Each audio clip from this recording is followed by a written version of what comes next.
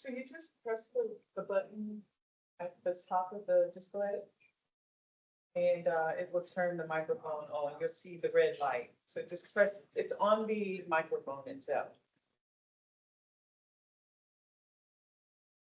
That's good. Okay, that's it.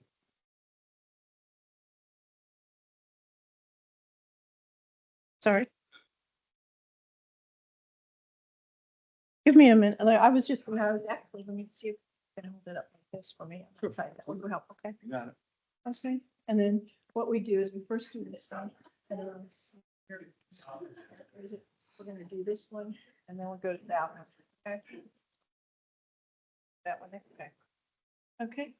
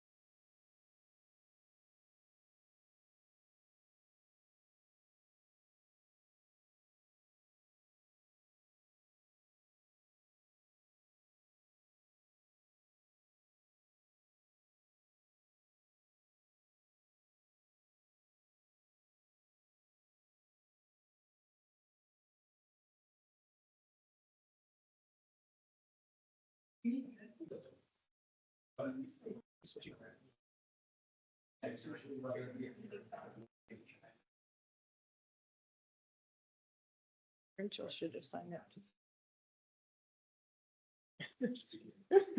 Whatever.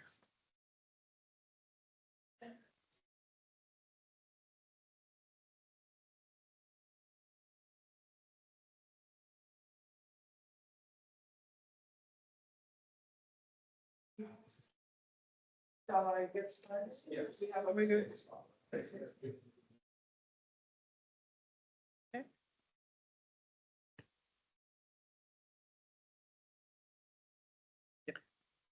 You ready? Do I introduce myself or do you introduce me? I'll do it.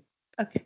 Good evening and welcome to the Transportation Commission meeting. Tonight is Thursday, March 13th, 2025, and I am Inumi Duna Bikoya, the Transportation Commission Staff Liaison. We are starting with two speakers who have signed up to talk about items that are not on the agenda. And then after that, we'll start with the agenda item. So first, I will start with Ms. Jessica, and you can introduce yourself. Oh, Jennifer? Sorry, Jennifer. Yes, thank you. Do you want me to push this now thing or whatever? Oh, okay. Hi, I'm Jennifer Crone-Hepler. I'm here to talk about 26th Street North and John Marshall Drive intersection. Okay, am I not on the mic? Sorry. Okay. Can I move this? Can go here? Okay. Now can you hear me? Okay. Hi, I'm Jennifer Crone-Hepler, and I'm here to talk about 26th Street North and John Marshall Drive intersection. And first I wanted to show you this map in that area. This is Little Falls Road, this is Langston Boulevard, and this is 26th Street that goes all across the county. Now in our neighborhood, there are only 3 streets that go all the way through. Lexington Street, John Marshall Drive, and Ohio Street. These two have 4-way stops due to fatal traffic accidents. Over here on 26th Street, Ohio Street has a 4-way stop, as well as Lexington. John Marshall has a 2-way stop, and a lot of people think it is a 4-way stop, so there's some the traffic issues. There was a crash not long ago, and one neighbor called the county asking for a 4-way stop there. Instead, the county just took away all our parking on 26th Street. It's actually made, and they just went to your driveway and there's no parking for anyone on their house. It's made the situation worse, much more confusing. And I have a few options here I want to bring up. One is make it a 4-way stop. Second you can't see it too well, but 27th Street, one street up, they have 2 stop signs, one in the middle, and I think that would help. And as to the parking, it's very confusing, and I think it needs to be fixed. Restore all the parking on 26th Street. And option 2 would be to restore 20 feet or so, because depending how wide your lot is and where your driveway is where they took the parking. It could be 50 plus feet or less. And last would be to put bump out curbs there. And I'm going to show you here why it's been worse. And this is my house on the southeast corner. And there's about 40 feet plus, and this is across the street. I've lived here for over 20 years. A week ago Wednesday, I came out of the driveway. And if you're here, there's a lot of stuff going on. And I've never had a problem before. I came out of the driveway.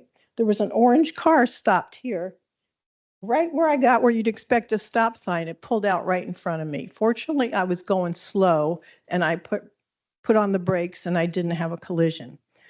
A few days later on Sunday, I was walking around noon. It happened again. I went in to eat lunch. An hour and a half later, it happened again. We heard it just happened while we were here.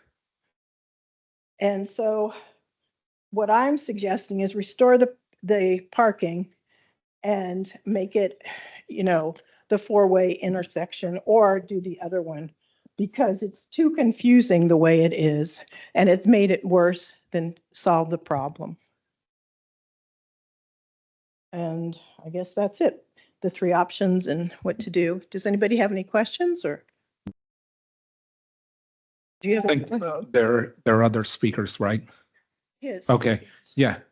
So we'll wait, Yeah. do all the speakers. Yeah, and then I'm we not can gonna, discuss I can afterwards. see the time, yeah. And I'm James Oslander, and I live across the street from Jennifer. And we just, one day went outside, they were striping all of I've lived in my house 10 years, Jennifer's lived in her house 20 years. And one day, all of our parking was just removed. Not any particular length, just it went from the intersection to our house on each of the 4 homes that are on the corner lots there. That wasn't what anybody asked for.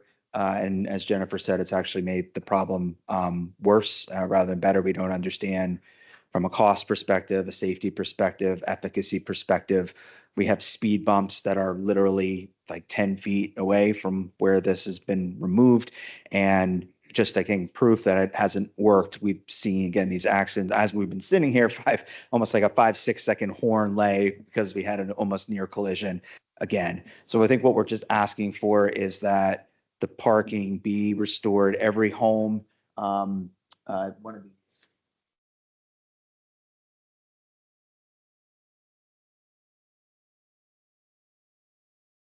Yeah, I mean, as you can see here, in each of the other intersections, there's preservation of parking in front of each home. And my home has only one. This is my home, this yellow one. It only has one entrance. I don't have an entrance on the side. All the parking's gone. So that means that my dog walker comes every day, my kids, friends, service contractors, they can't park anywhere. And we don't think that that's a big problem for our day-to-day living. And I can accept that if that was having a benefit. But again, it's not addressing the issue because the problem still is happening. The problem is that people think it's a 4-way stop, just like all the similar intersections around us, and it's not. It's a 2-way stop. So at a minimum, we ask the county to please, remove the striping, no parking signs that were installed yesterday, to pull those back and restore it the way it was at a minimum. And what we think would really fix the problem is to have a 4-way actually always stop at the intersection, and that would, again, save a lot of time, money, and actually fix the problem that we have. I have a minute, but that's what I want to say, so we can answer any questions. All right, thank you. Do we have anybody from county staff here? You didn't.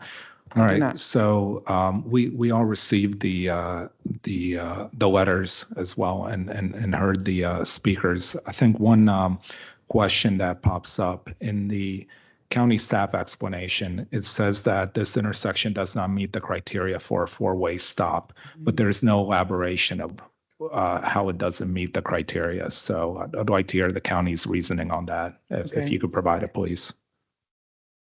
I can tell you how we go about establishing an always stop. I would need to dig a little deeper to understand just how many collisions and understand what the warrant analysis itself says for this particular intersection. But I do know that since 2017, according to the email, there were 4 right angle collisions. And you're done speaking? So,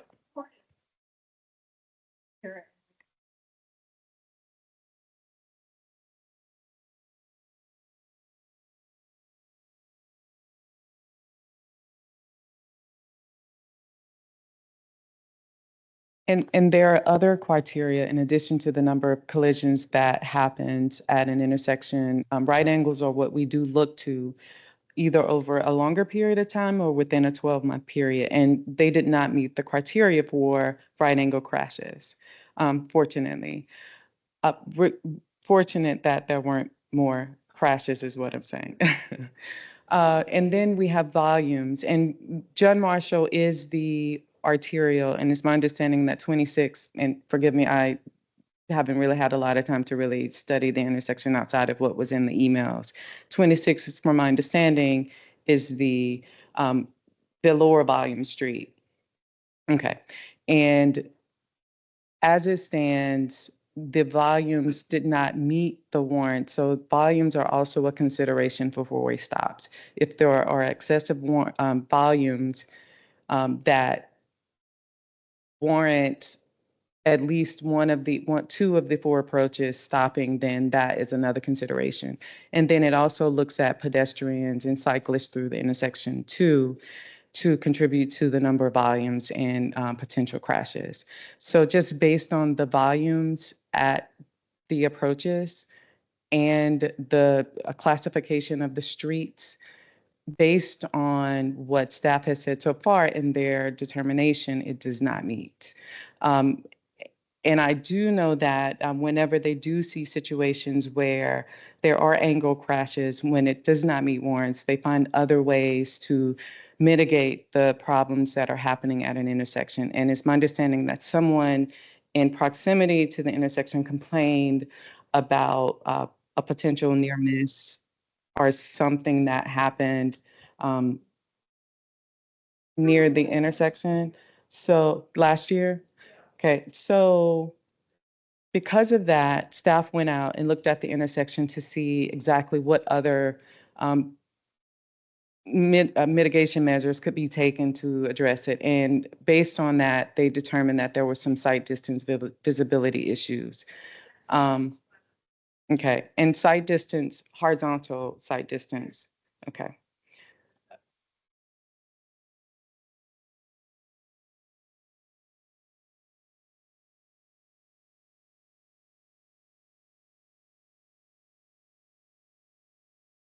So when cars are parked, and I, without being out there, I can't speak to this intersection in particular, but I do know when these tactical, meaning these horizontal flexible bollards and things like that, and painted striped curb and things like that are added in an intersection, it is to address quickly a problem that we perceive.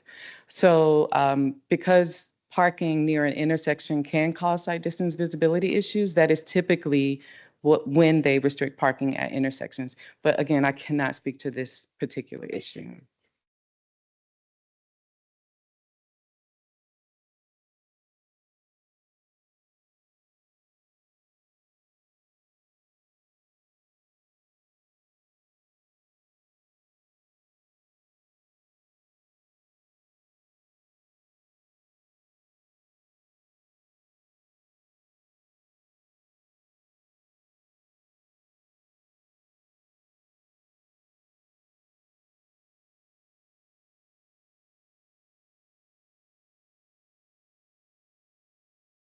Yeah, I appreciate it, but it just, So sorry. Do you mind speaking into the mic when you're responding? light just came on, yeah. There are individuals online. Yeah, absolutely.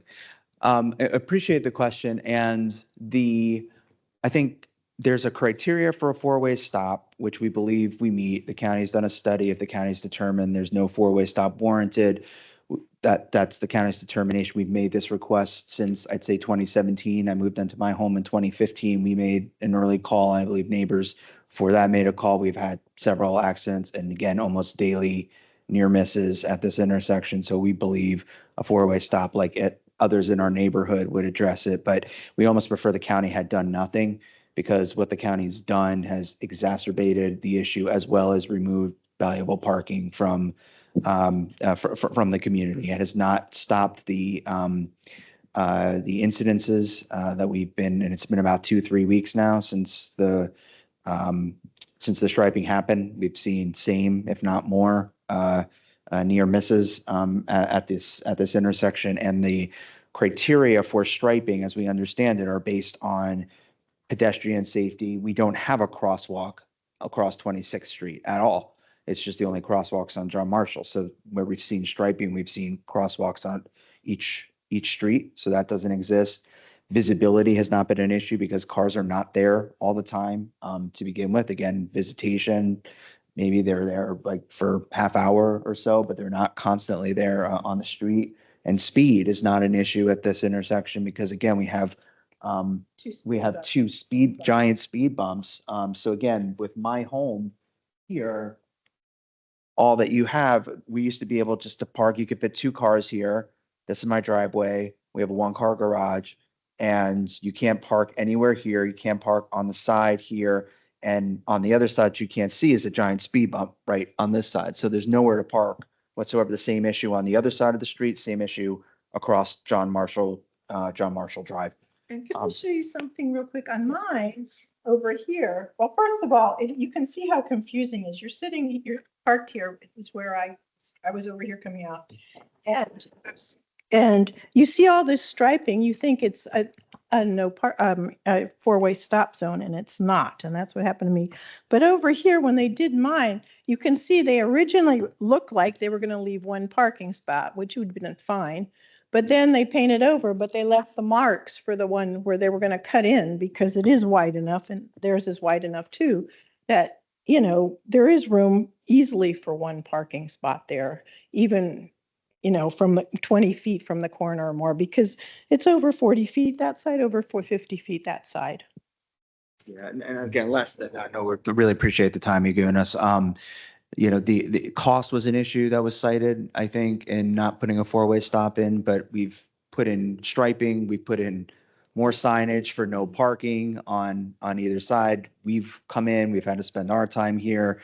I know that it's going to take more money to undo what the county's done. So again, like we respectfully submit that this doesn't make sense. Cost, safety, doesn't abide by guidelines. Let's at least restore it to the way it was if we can't get a 4-way that actually addresses the issue. Yeah, it's Thank just made it worse. Okay. All right. Thank you. Any other questions?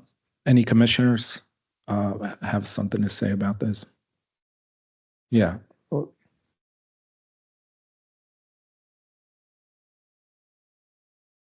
Yep. You have a try. Yes, please. Yep. Put it up. If I may. Yeah, please. Yeah, so I do drive not frequently, but periodically on John Marshall. And as I find it very counterintuitive when I approach that intersection, and there are several others in that area that are like this, and you really intuitively think that it would be a 4-way stop as you're approaching it.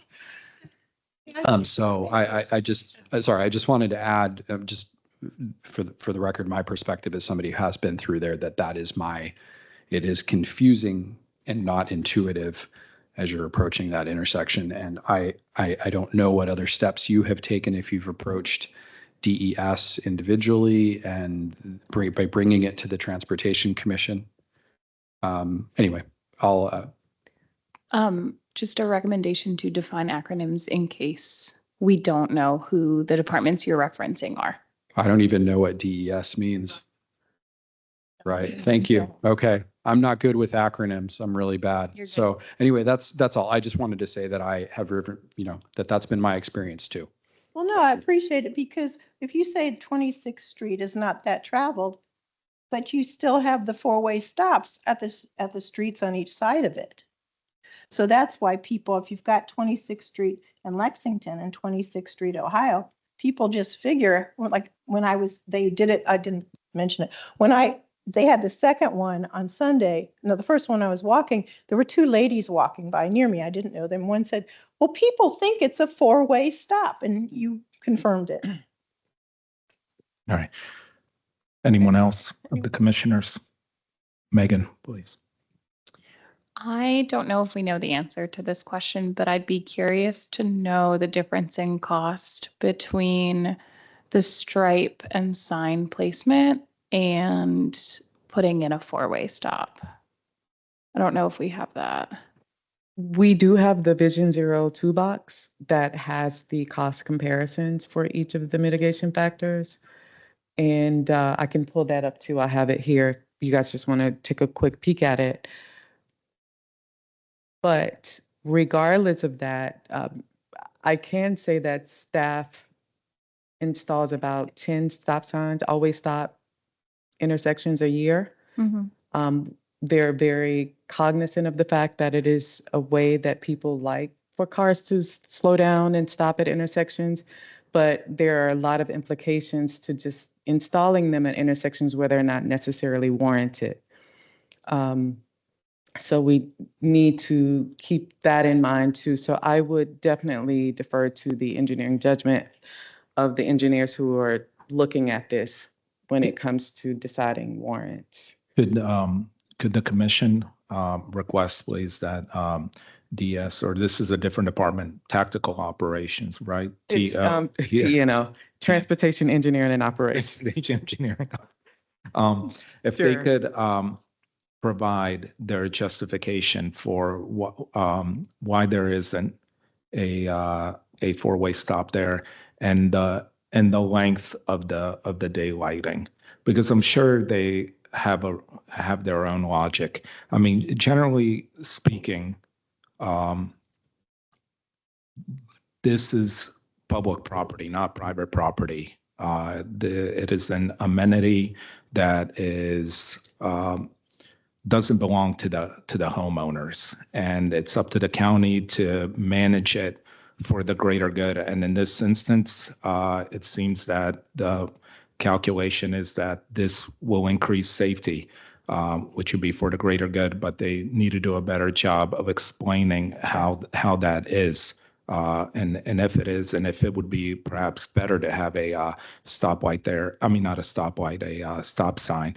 Generally speaking, daylighting, narrowing an intersection, these are things proven over decades to improve safety at an intersection. So if there's you all say that the situation has got worse, possibly so, but that would be an anomaly to generally what happens in these situations. I think what's in order, given the amount of confusion, given that we even have a member of the commission that says, oh, it's kind of confusing driving through there, would be for the county to, I know they have a toolkit, all of these procedures, but to kind of elaborate that and to better explain and provide more information why they feel this is the best way to do it.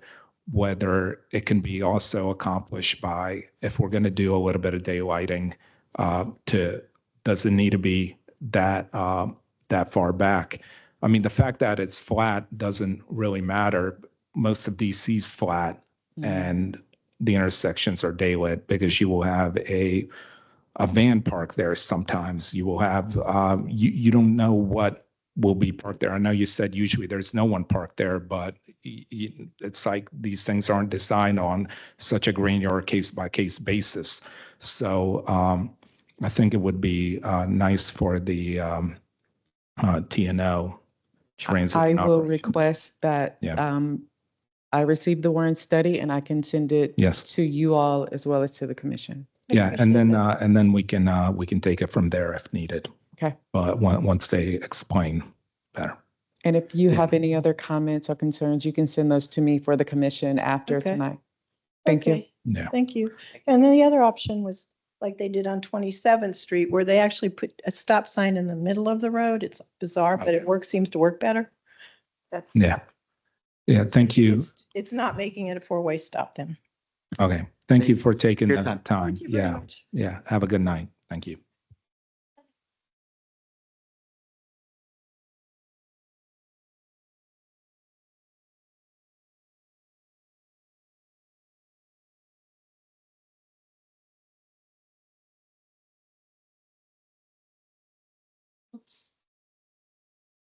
Next, we have transit budget reductions on the agenda, and that is with staff member Clinton Edwards.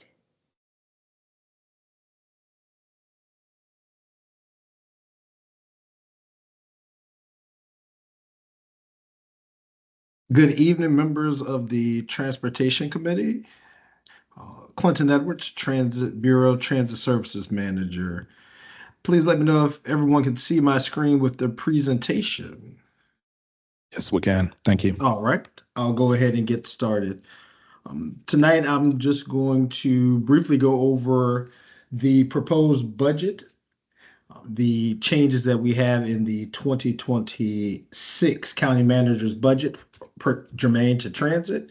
And also, it's been probably a year since we brought in the system-wide performance metrics to this commission. So while we were here, we just wanted to go over our performance metrics just to check in and show how ART is doing.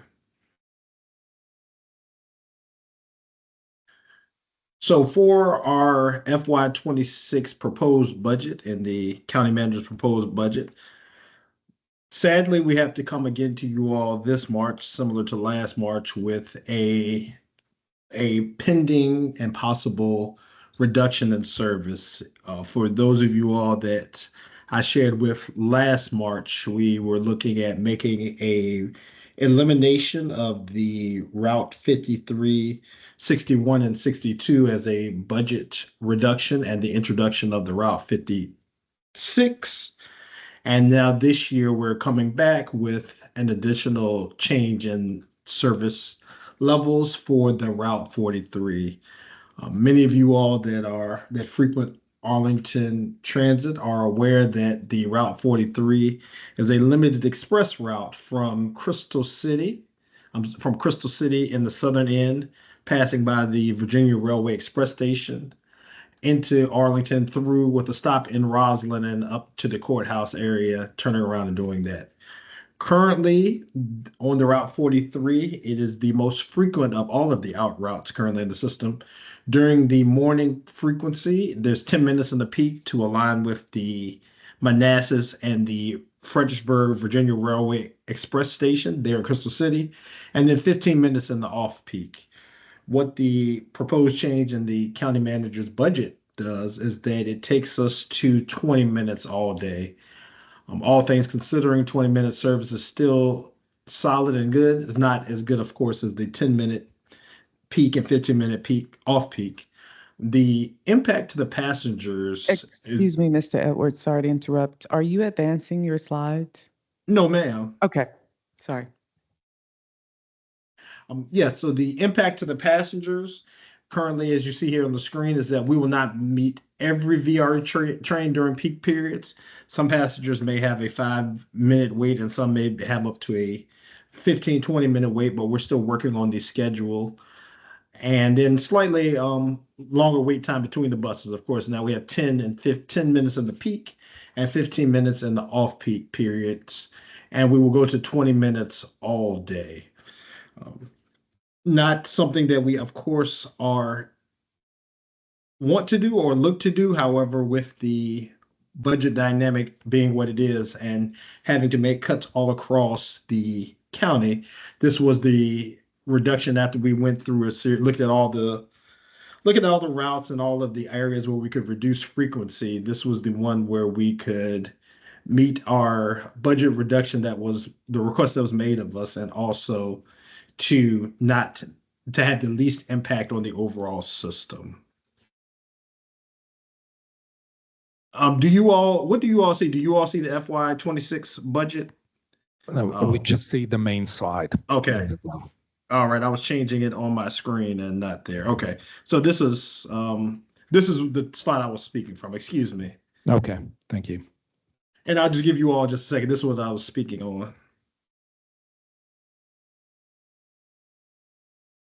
And this just summarizes everything I just said. So I'll stop here and see if there's any questions before I go on into the service metrics. I'm not as an intense of a reduction as last year. Of course, last year we eliminated 3 routes and introduced a new one. So we went down from 16 routes down to 14.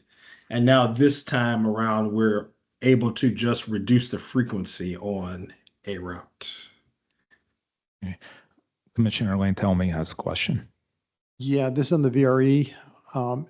Is it possible that buses could be held back or started a bit quicker than just simply every 20 minutes so that they could coordinate with the VRE arrivals or departures? Yes, there is that possibility. We're going to do our best to, right now it's looking at 20 minutes, but we feel like right now it's looking like it might be about 17 or 18 minutes, which coordinates that 2 minute savings coordinates a little bit better with the VREs. But we're looking basically as we're building this new schedule, we have the arrival and departure times at Crystal City for both lines of the VRE train and trying to coordinate that 20 minutes around as best as possible. But yes, we can hold those buses if we know the train is approaching or is getting ready to depart. Great, thank you. You're welcome. Any other questions on the proposed budget? Commissioner Mendelson has a question. Yeah, thank you for the presentation. I just wanted to quickly ask, how common are the transfers between the 43 and the VRE? Because I honestly was not aware that that was like a really common thing. I am one of those passengers that transfers there. I can tell you from the Transit Bureau, there are 2 of us that actively take the 43 to the VRE. There is a good number of folks. I don't know the exact number, but it's a very popular option from those leaving the courthouse area trying to get down to the VRE. All right, well, thank you. And then I also want to just, I suppose, express like, while it's unfortunate that we have to make a transit budget reduction, I do generally agree that the 43 is probably a good place to make it because it's relatively duplicative of like Metro Rail service, and it does have relatively lower ridership. So I suppose I'll just express my support of, if we have to make the cut, 43 is a good place to do. You're breaking my heart, Commissioner Mendelson. Yeah. No, it's unfortunate, but thank you. Yeah, looks like Commissioner Theo has his hand up online. Yes, hello. Sorry for any noise in the background. I am traveling right now. But I guess I disagree with fellow Commissioner Mendelson that I can't see any justification for reduction in service for the 43, particularly because it is a north-south route. Arlington County Transportation desperately needs better north-south connections between the Roslyn-Ballston corridor and the Route 1 blue and yellow line corridor. I myself, when I have lived in the closer to the courthouse metro, I took the 43 regularly to get down to Crystal City. And it was, there were never any empty buses, and it was always pretty well used. I just can't accept or can't approve or can't support any reduction in service for any north-south connection in ART bus in the ART network. All right. Thank you for your comments, Commissioner Theo. I think it's best if we continue on with the presentation and because we're getting into topics of service and numbers and whatnot. So let's get to the metrics and then resume the discussion then. All right, so just briefly going over the ART metrics, in spite of what you see here, and the FY25 number that you have in your advanced materials, I just made a modification to that before we started. Didn't pull that number all the way through our chart. It stopped at November. So in spite of increasing fares by a quarter on July the 1st and eliminating 3 routes and bringing back 1, remarkably, Arlingtonians are utilizing ART more now with a higher fare with less service on the street than in the years previously. Of course, some of this is organic to folks returning to work and just the bouncing back from the COVID pandemic. But as you can see here for FY25 compared to the 2 fiscal years previously, ridership is up. We had the majority of FY25, we've delivered over 200,000 trips, and we're overall as a system up 8.9% compared to FY24. I'm very happy about this. Very pleased that folks are coming back to transit as more folks return to work and things that are happening with the federal administration. We may see an increase with ridership, but we are very pleased to see the ridership continue to grow, even with January, with the weather events that we had and all the inclement weather. January was still exceeded January FY24 and January of FY23. Next, going into on-time performance. On-time performance has remained and hovered around the 70 to 75% over the past few fiscal years of these months that we have displayed here. So we're working right now, and many of you all that may be aware of this system, we made some improvements to the schedule on the Route 45, the Route 56, and the Route 75 in January to increase this. One thing that we're looking at, in spite of having to make reductions to the service, is how we can better serve the hours and the service that we have out there, how we can better utilize the resources we have. And so we're actively looking at all of the routes, all of the segments from time point to time point to figure out how we can perform better and how we can get this number up into the 80s. So it's an ongoing project. As we get closer to when we'll be implementing the reduction on the Route 43, if that goes through and passes the county manager's budget, we're looking at different routes on where we can make on-time performance. So when we get closer to you all's next meeting and into the early part of the summer, we'll have a better idea if we can actually get to any routes when we make these proposed changes on July the 1st. ART student ridership. This program has really just taken off. We introduced, if you can look at the middle column, we introduced the iRide option for selected iRide routes that go through Arlington County in January of FY24. You can see there that we started off our first month just shy of 5,000 passengers, and we have all but quadrupled that number by this past January FY25. We delivered 16,000, or Metrobus, excuse me, delivered 16,375 trips on Metrobus by our students in Arlington County students. And also, if you look just above that at the ART iRide program, comparing January to January, you can see the increases there of the riders and the trips delivered. We're very excited. The students are active riders. We are hoping that through this iRide program, we are creating lifelong transit users. And so these numbers would be indicative of that. We've been going to several schools around. We started at Kenmore this October, Kenmore Middle, and we're setting up tabling events where we're getting iRide cards in the hands of students that may not have them. So we've done Kenmore Middle, and then we're going to We went to Gunston last month, and there's two more that are coming up at the end of March. So we're going directly to where the students are to try to get cards in their hands. We're excited about this program and really are very excited about the growth of the program.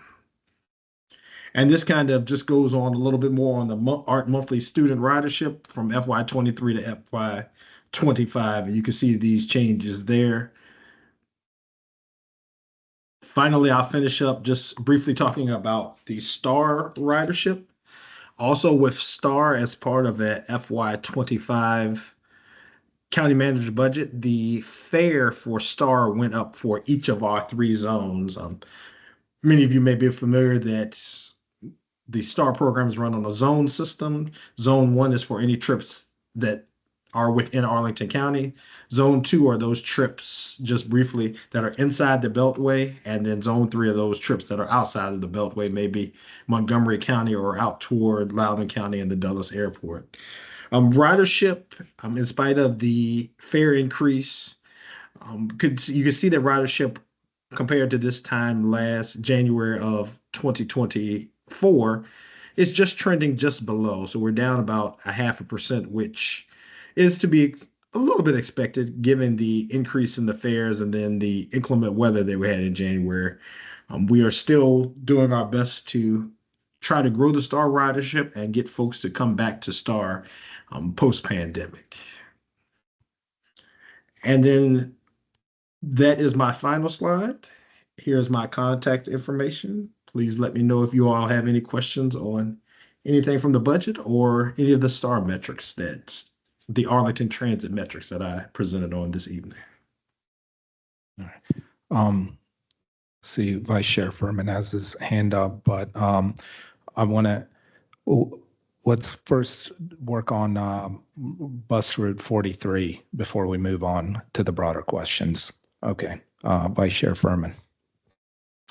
Yes, good evening. Thank you for the presentation. I wanted to drill in a little bit on why the 43 is being targeted instead of possibly the 74 or the 84 bus routes that typically have had lower passenger per revenue numbers, at least, by an hour metric, certainly, but by a passenger number as well, and also have much worse on-time performance compared to the 43, which really is kind of a standout of being up in the 90s for on-time performance. Obviously, it's more of an express route.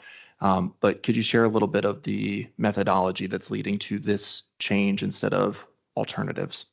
Absolutely. As I stated earlier, we looked at all of the routes on all days of the week. The challenge with the 74 and 84 is that in order for us to, one, get to the number of the reduction that we had hit, you would have basically had to totally eliminate the route. Two, we also had to look at these reductions from an equity lens.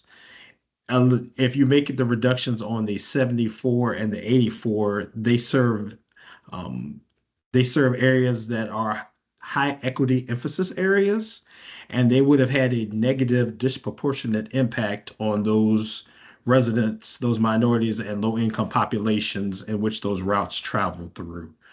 That was one of the guiding factors. Some of the other recommendations we looked at, we didn't look at any real total eliminations. We also looked at the 55 on Sundays, and that recommendation wasn't actually taken. So we had a whole laundry list, but the 74 and the 84 have come up a lot because their performance isn't to the same standard as the 43. However, because of those routes being in those equity emphasis areas, that's why they didn't bubble to the top.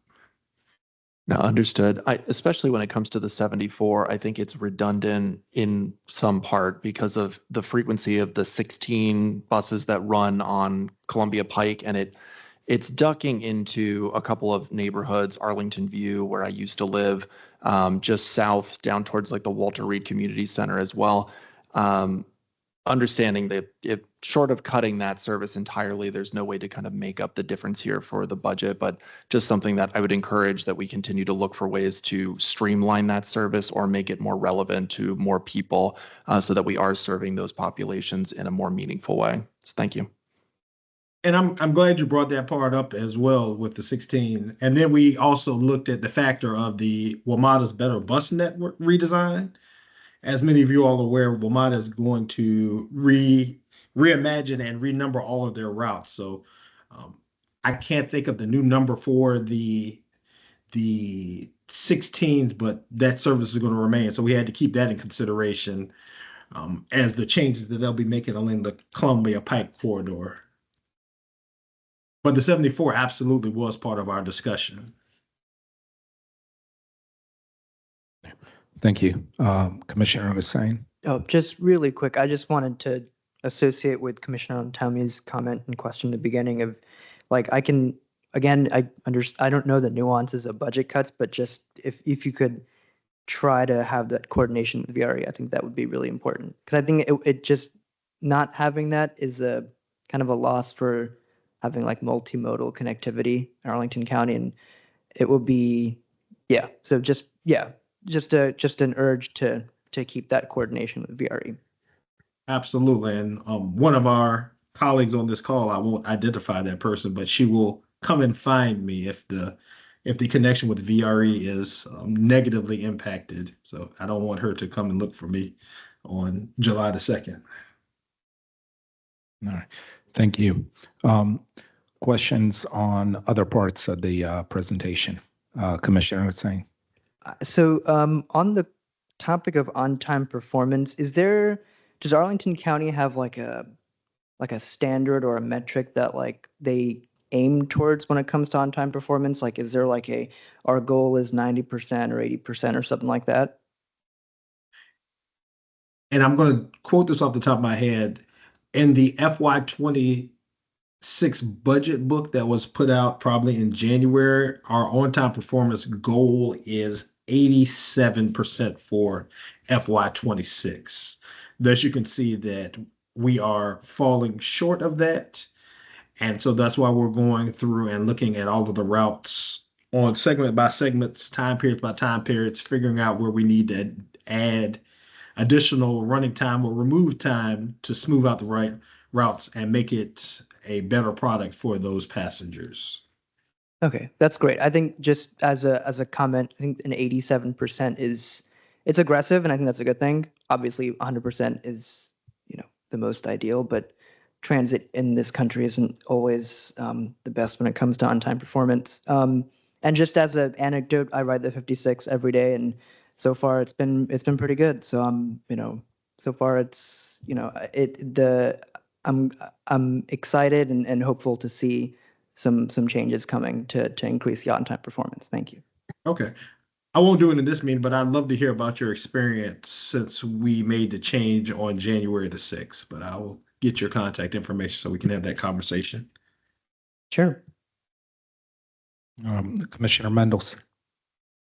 Hello again. I would also like to definitely take a moment to appreciate the recent schedule changes as well, especially on the ART 45. They've been very helpful in terms of reducing delays and just like having a more accurate schedule on the weekdays. It's been very helpful. I'd also like to see a similar change implemented on Saturdays and Sundays to kind of match the weekday schedule a little bit in terms of like overall runtime between time points. But overall, it's been great, and I'm really happy to see the cost. This was the more cost neutral improvements considering how tight we are on operating funding.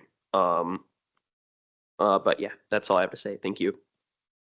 Yes, well, that's great to hear, Commissioner Mendelson. We just did this, we did weekday only just to see how it would work before we decided we wanted to tweak Saturday and Sunday on the 45. Because as you are aware, the 45 is one of our workhorse routes. And so it has a lot of service and also carries lots of passengers. So we wanted to see how weekday worked with the changes and then go to Saturday and Sunday. Perfect. Yeah, I definitely appreciate that, and hopefully maybe we can see some more changes later this year on the 45 or on other routes.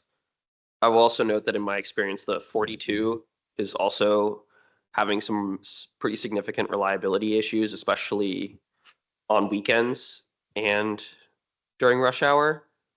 So if you guys could also maybe look at that, that'd be great too. The challenge with the 42 in our original budget request is that we were asking for additional resources on the 42 because our analysis shows that we need to either insert a bus or two to get the schedule to where it needs to be. Of course, since we're asking for a reduction of those additional resources, we weren't funded those for FY26, but the 42 is one on our list that we need to figure out a way if additional resources are not available, how we will go about making those improvements for the 42. Yeah, no, it's not easy, I'm sure, but I appreciate that you guys are looking into it. So thank you. You're welcome. What is the cause of the main cause of so many of such poor on-time performance? Ooh, good question. What we're seeing right now, as we've been doing this analysis since the summer, is that the run times and segments aren't correct. Using the 56 as an example, we had too much runtime going up to Madison Community Center when we first rolled it out in July. So we had to redistribute that time. So really what we're seeing is that either routes, especially routes that are going into the Pentagon, they just need additional minutes, which increases the amount of time between buses, but it would improve their reliability. Yeah, it's like if you take one of the Columbia Pike buses, half of your ride is through the Pentagon parking lot. Yeah, I mean, 87% would be nice, but if we were in Japan, you would still be writing a lot of apology notes for being late. Yeah. Any other questions? Commissioner Hussain. If you don't mind, one last clarification on that. What is the like how does the county define on-time performance? Like, it's on time when it's like, what is the threshold of minutes? Like, is it within 2 minutes, 3 minutes that it's on Okay. time? Yeah. So for any time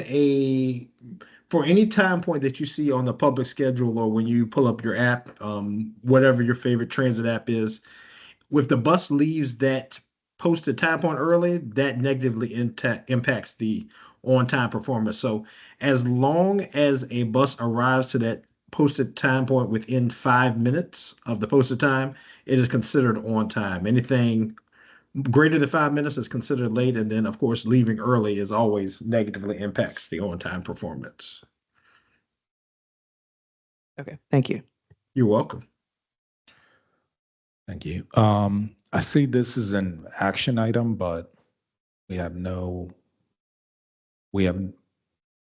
motion, resolution. We have Mr. nothing. Edwards, is this an action item?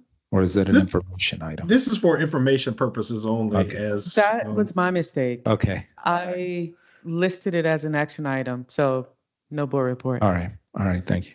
Mr. Edwards, if you're interested, sticking around later in the evening, Commissioner Mendelson will be giving a presentation on the art program. So will he? Okay. Yes. Yeah. All right, Commissioner Mendelson. I hope you can do better for the than Better I Bus did. Network. Sorry. Oh, Related even better. art. Okay. Commissioner Shannon has a question. Just really want to commend the work on the iRide. I happen to work in a youth nonprofit that benefits from this and pairs with Arlington Community Center. So we do see significant youth and teen using I believe that's correct, the iRide for the student ridership, coming into the community center, coming into the nonprofit for after school programs. So that's been significantly helpful in terms of delivering services. So I do want to commend the student ridership and the efforts that have been made for that demographic within our population. Absolutely. Thank you very much. We're very proud of this program. All right. It looks like no other questions. Thank you for the presentation, Mr. Edwards, and we'll look forward to seeing you again. Absolutely. Thank you all very much. Thank you, Mr. Edwards. Next, Mr. Chair, we have the Hotel Pentagon site plan on the agenda for 2480 South Glebe Road.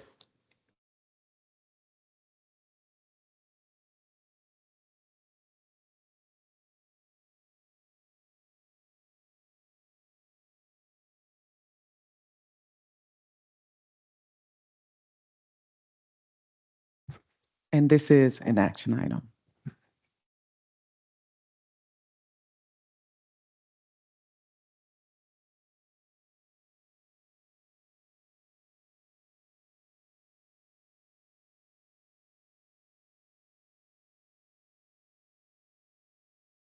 I think the applicant was going to present first. Do you want me to pull up? Okay. Bye.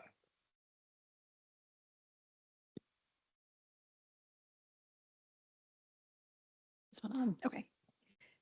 Good evening. Thank you all for having us here this evening. We wanted to just give an overview of the transportation elements of our project here at 2480 South Glebe Road. I'm Felice Brichter with Grove Slade. And Closer to the microphone. sorry, is that better?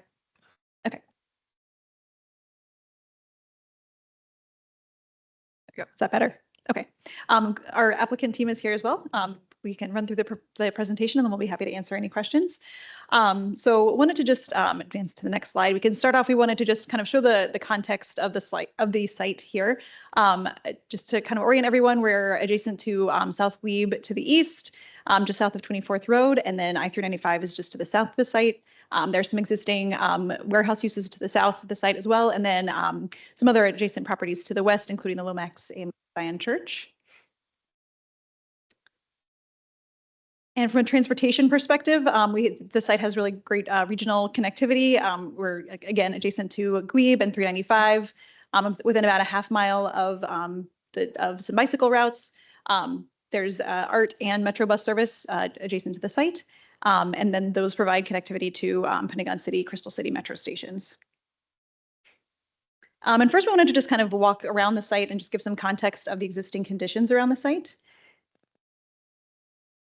And so this slide shows views of this from points along Glebe and 24th. As you can see here today, there are a number of curb cuts into the existing site, also narrow sidewalks surrounding the site. There's a number of elevation changes, which you can see here at the sidewalk with the fence alongside it. And then some of the sections of roadway are just kind of dark at certain times. On the next slide, internal to the site, again, you can see some of the adjacent properties located right adjacent to the site to the west and to the south. Again, you can see the elevation changes that are here. So there's some grade differences along the site and adjacent to it. And then on the next slide, this shows a little bit of context, just kind of zooming out a little bit further. So the upper left shows the view from 395. The upper right shows the view from South Glebe Road. The bottom left shows 24th facing the site from the west, and then the bottom right shows the property on the north side of 24th Road opposite 24th from the site. And then shown here, there are three separate access points. So there's two located along Glebe with one located on 24th adjacent to the intersection of Glebe and 24th. That access point that's on 24th close to Glebe actually kind of pulls the stop bar back on the other side of the access point. And then we also wanted to note that the existing southern access on Glebe is actually currently closed and is not currently in use, which you can see in the image on the left. And then moving on to the proposed site. The proposed site includes about 5.5 acres of area, 531 multifamily units with 491 being apartments, 31 townhomes, and 549 parking spaces. And so this slide includes a lot. So we wanted to show everything, and we wanted to highlight all of the different mini improvements that are planned as part of this project. We're going to break these down kind of in the different categories that are kind of based on the different colors that you see here. We did want to note just that we know, given the location of this site proximate to 395 and Glebe, that there are some transportation challenges nearby. Also, kind of already mentioned the narrow sidewalks and kind of the streetscape elements there today, but also we know that there's congestion in the area from some of those regional roadways that we want to address as we discuss some of the roadway improvements. So the first section we wanted to talk about is site access. As we've discussed, it's bordered by 395 to the south and other properties To the west, vehicular access, again, has been consolidated from the multiple access points on and near Glebe and 24th into one access point on 24th. We're also going to show later in the presentation where the site accommodates a potential future connection to the west, to Arlington Road to the west. And then you can see a little bit more closely here, again, with the two existing access points on Glebe, the two existing access points on Glebe, the additional access point on 24th. Again, those have been consolidated into the single access on 24th. By removing the access points on Glebe, that eliminates vehicular access on Glebe. Glebe, because of the 395 ramp here, access on Glebe would fall within kind of the functional area of the interchange. Removing the access on Glebe also eliminates some U-turn maneuvering that happens today. So I think that's a benefit overall. The existing site entrance on 24th, again, because it's located so close to the intersection with Glebe, is within the kind of area of the intersection, but it's not actually controlled by the signal, which is not ideal from an operational or safety standpoint. So again, consolidating those access points and locating a single access point on 24th, kind of to the furthest west end of the site, locates that, to the location that we can maximize queuing along 24th as well. And then touching on the street improvements, it's actually a little bit easier to see on the next slide where we've zoomed in a bit more on some of the street improvements.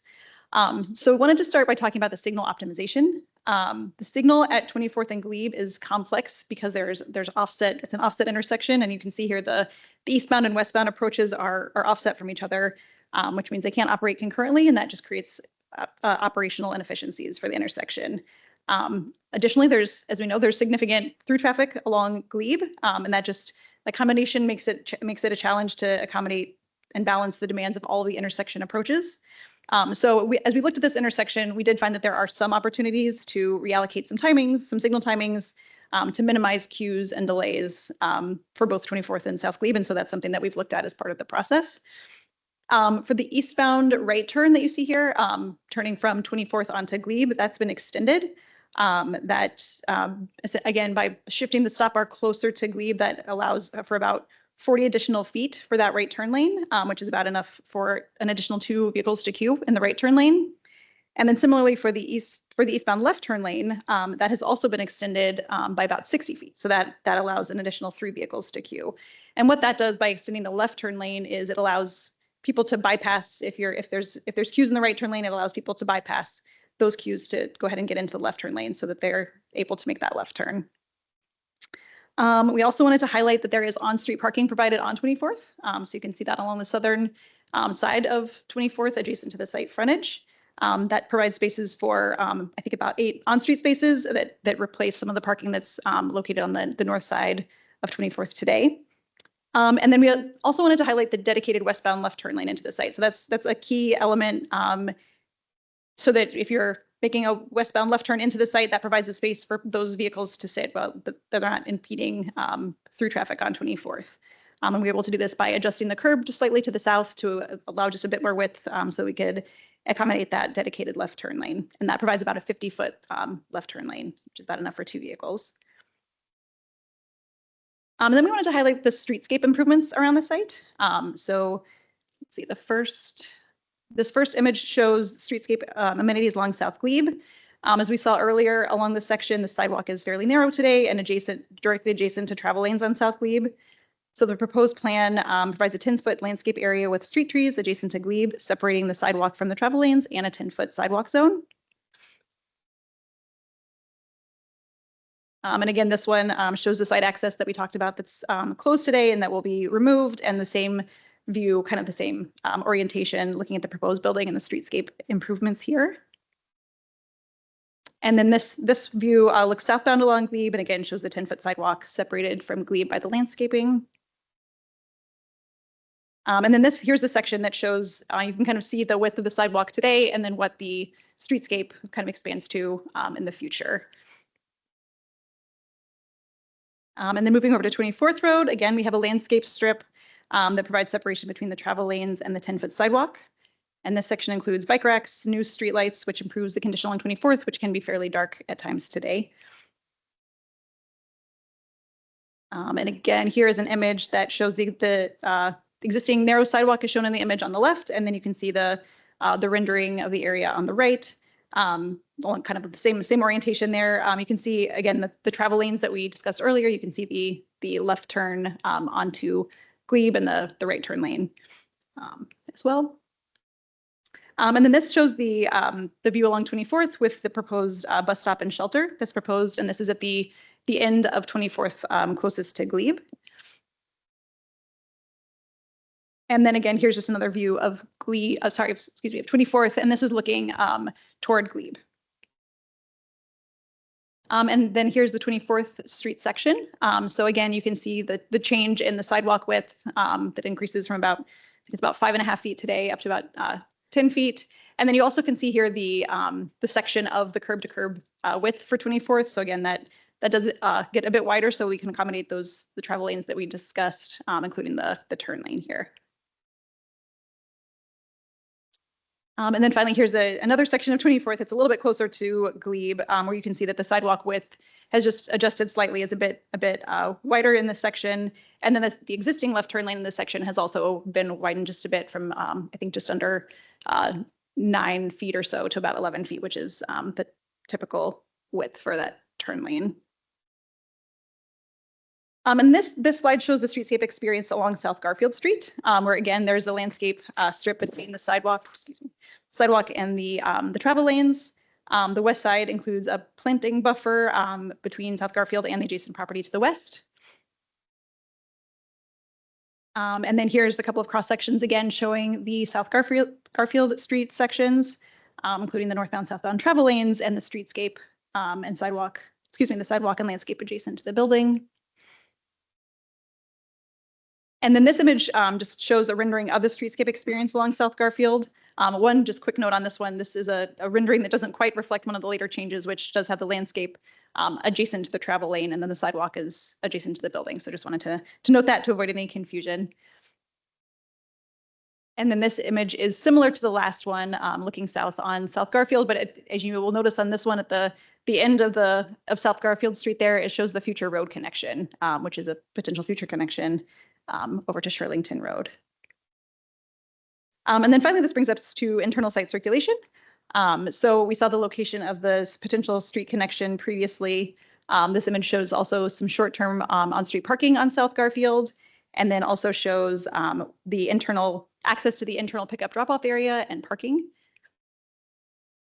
And so there's a lot on these slides, but the image on the right, you can see here that there's 2 access points into the garage. One is located off of South Garfield, which takes you into level 2. And there's an additional access into the parking garage at the southern end of the building, which takes you into level 1. The loading access is also at the southern end adjacent to that parking access.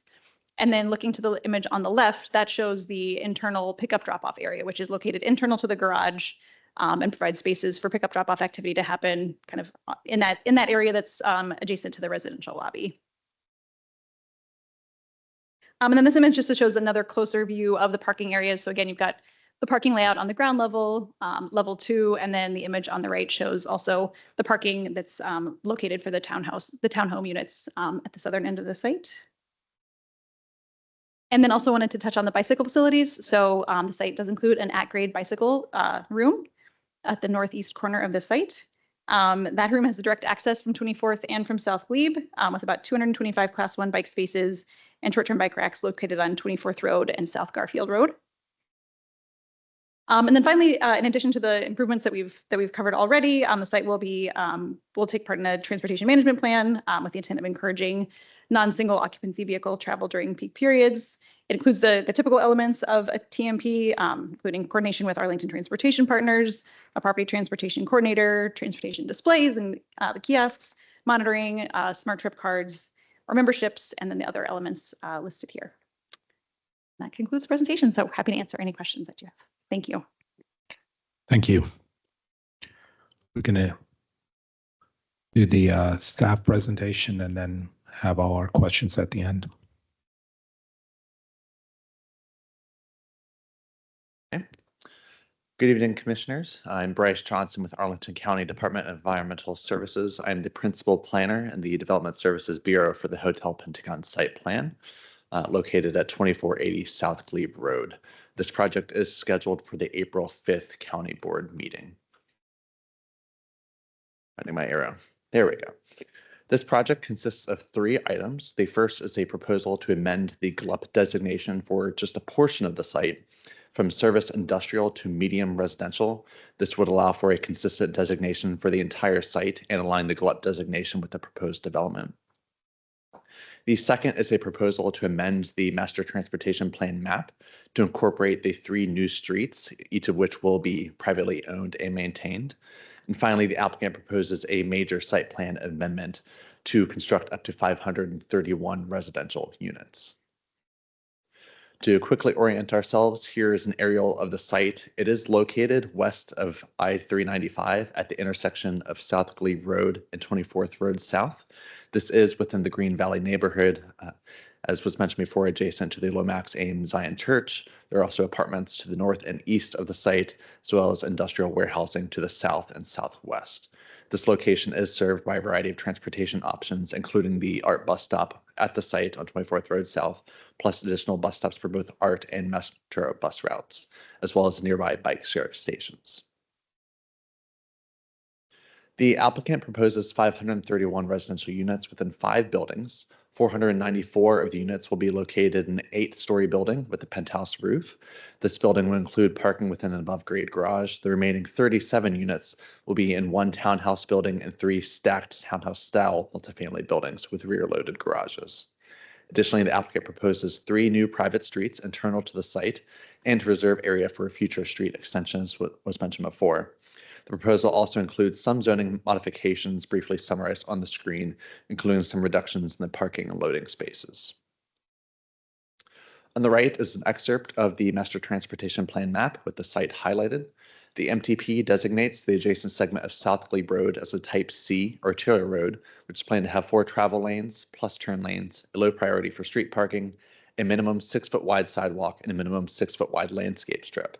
The MTP designates the adjacent segment of 24th Road South as a type B arterial road, which is planned to have either 2 or 4 travel lanes, turn lanes, limited driveway access, a high priority for street parking, a minimum 6-foot wide sidewalk, and a minimum 6-foot wide street furniture or tree zone. We'll also note the MTP designates the area shown in the blue diagonal hatching, which includes the site, as an area planned for new streets, shown as the blue label 7 on the map. Additionally, the MTP designates the nearby interchange of South Glebe Road and I-395 as a location for a future intersection project. Similarly, VDOT conducted a separate study for the I-395 Charlington interchange located further to the south. That study did extend up to include the South Glebe ramp near the subject site. However, the design is not anticipated to impact this project, and there's no timeline for implementation of any changes to that interchange. I will note South Glebe Road and 395 are both owned and maintained by VDOT, so they'll have to approve any improvements to those frontages. In addition to the MTP, the site is subject to guidance from the 4 Mile Run Valley Area Plan. The area plan identifies the site as located in sub-area D, which is not envisioned for substantial redevelopment. However, the future land use map of the area plan indicates a future street should be aligned along the western property line and then connect to another new street leading to Charlington Road. The construction of these streets is dependent upon the redevelopment of both this site as well as adjacent properties to the west.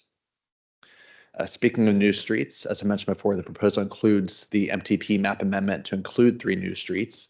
Each of these streets will be privately owned and maintained and primarily serve as interior circulation. These streets will allow the applicant to consolidate site access by removing the 3 existing driveway entrances and instead provide a single street connection to 24th Road South. Based on the county's street naming typology, these streets will be named South Garfield Street, 25th Court South, and South Fillmore Court. Additionally, these new streets will allow the applicant to address the area plan guidance as it relates to their site. As a reminder, however, the envisioned connection to Charlington Road will ultimately depend on redevelopment on the adjacent properties to the west. Now I will review the proposed site access shown via the plan of the site, with north now oriented to the right on the screen. First, I want to note the new street connection to the proposed South Garfield Street at 24th Road South, shown as the light blue arrow. To the left, South Garfield connects to 25th Court South via a roundabout, and the 24th Court South effectively serves as access to the rear of the 8-story building and to a nearby monopole located in VDOT right-of-way. And finally, 25th Court South then connects to South Fillmore Court, which is located to the far left. This street would provide access to the townhouse and townhouse-style buildings. Next, I want to highlight the proposed parking. The applicant proposes 2 garage entrances to the 8-story building with access from both South Garfield Street and 25th Court South, shown via the red arrows on the screen. The other buildings will also have private garages accessed from South Fillmore Court. The applicant proposes 3 short-term parking spaces along South Garfield Street and 6 on-street parking spaces along 24th Road South. Next, the applicant proposes loading and trash to be accessed from 25th Court South, shown in the yellow arrow beside the rear garage entrance. For bicyclists, as was mentioned before, the applicant proposes a ground floor bike storage room, which is accessed via the building's frontage with South Glebe Road, shown via the pink arrow. Bike racks will also be located along South Garfield and 24th Road South, shown as the pink Bs. Finally, the applicant proposes to install a bus shelter at the existing bus stop along 24th Road South and to shift that bus stop closer to the intersection. This is to meet the current county standards for bus stops. This is marked as the green T on the map. I will note this is an ART bus stop, and those buses do turn right at this intersection. Next, I'll cover the parking. The applicant proposes an overall parking ratio of 1.03 spaces per unit for a total of 549 spaces. For the 8-story building, they will be located in the above grade garage at a ratio of 1.03 spaces per unit. For the townhouse and townhouse style buildings, the parking will be in the rear loaded garages at a ratio of 1 space per unit.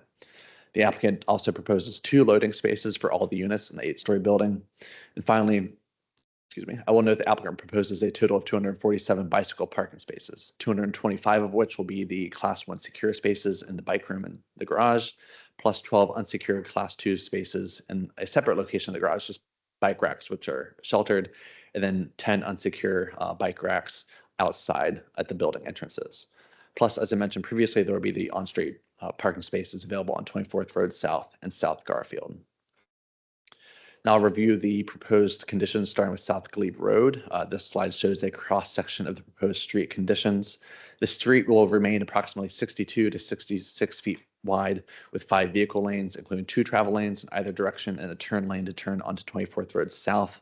As was mentioned before, the applicant is not proposing any access onto South Glebe Road.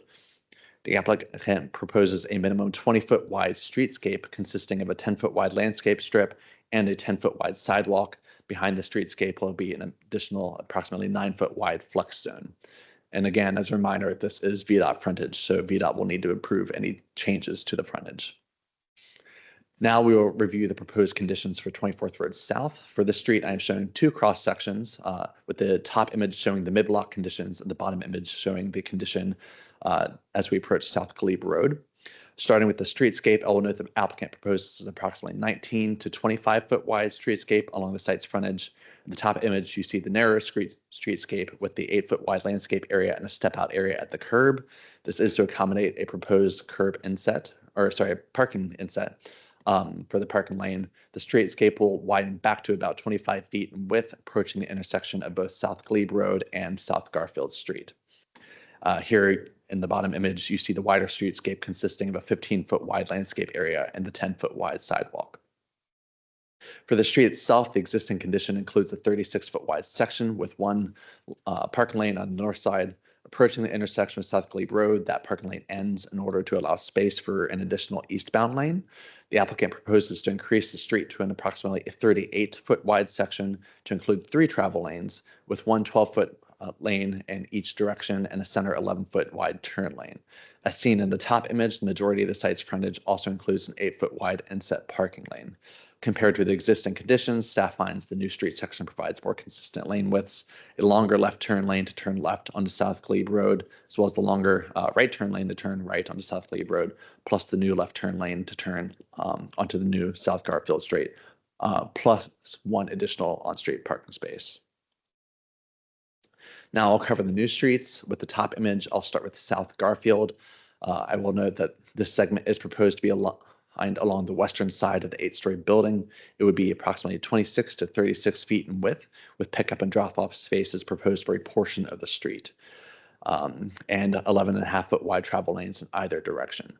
I will note that the northbound travel lane widens to about 13 feet in width in order to maintain the clear fire aerial access lane adjacent to the proposed pickup and drop-off spaces.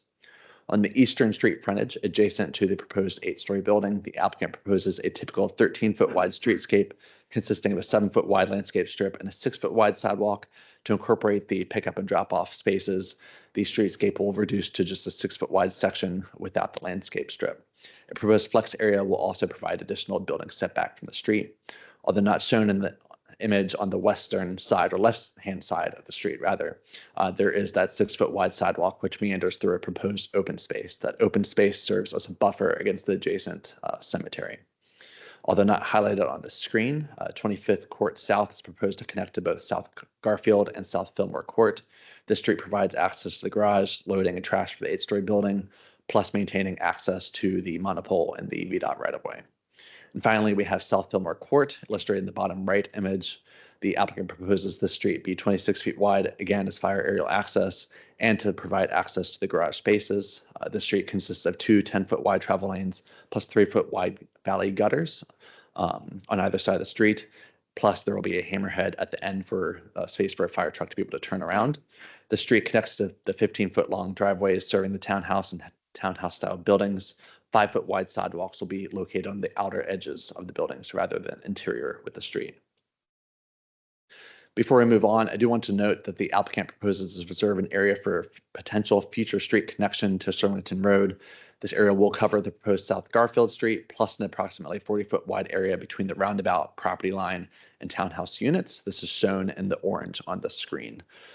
Per the 4-mile Run Valley area plan, this will allow a street connection through just the adjacent industrial properties ultimately to Sterlington Road. However, again, the street connection cannot be constructed until and unless the adjacent properties redevelop. The exact design and location of the street will be determined at that time. For now, this application reserves the space necessary to allow that connection in the future.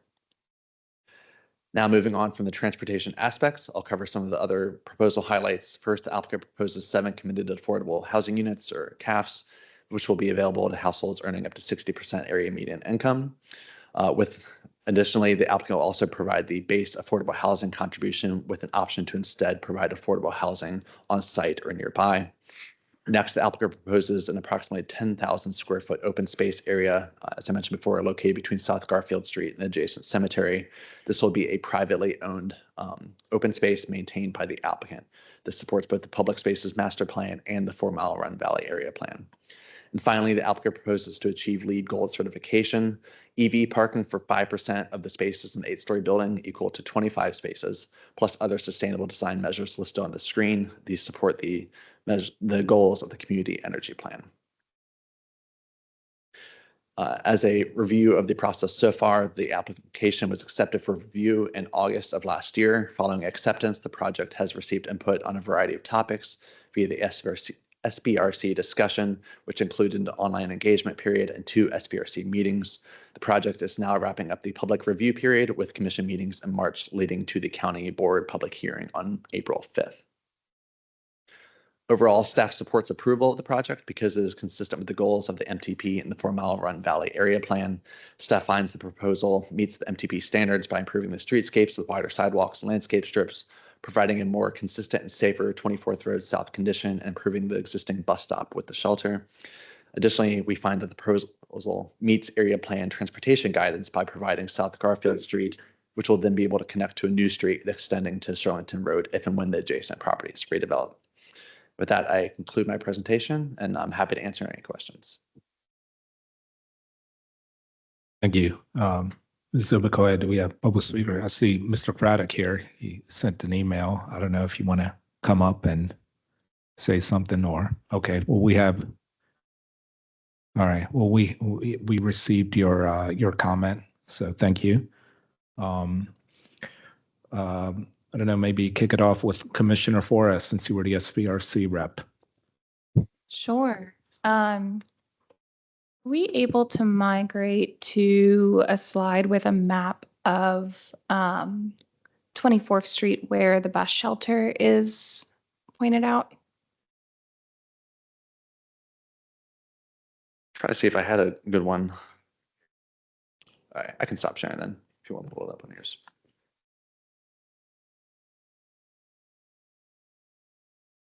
It looks like we also might have an additional public speaker.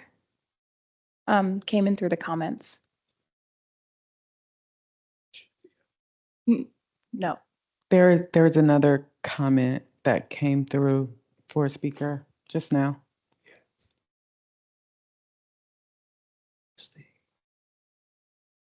So you want me to call them to speak before we get to this question?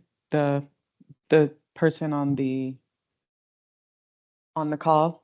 Yes, yeah, let's do the public comments first, please. Thank you.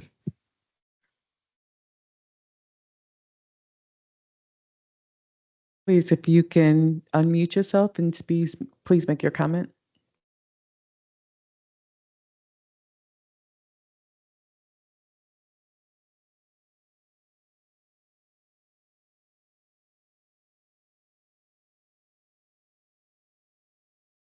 I believe the commenter's name was Ann Bodine.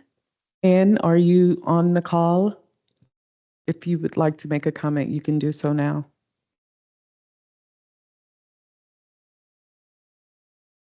And if you're speaking, we can't hear you.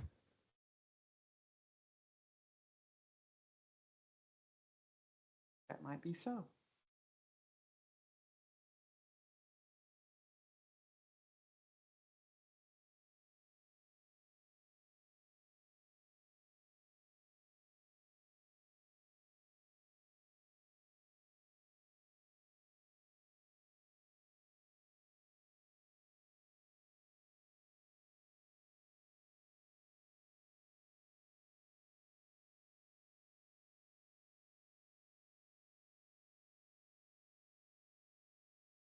It could. See if we can do that.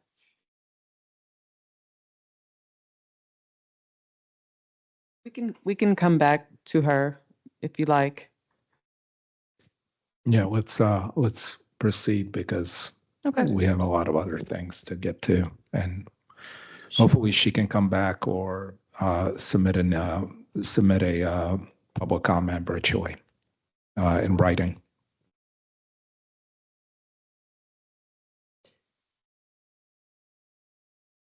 So the bus shelter, if I'm correct, I know it's not on this map, but the bus shelter is going to be, oh, yes, transit stop.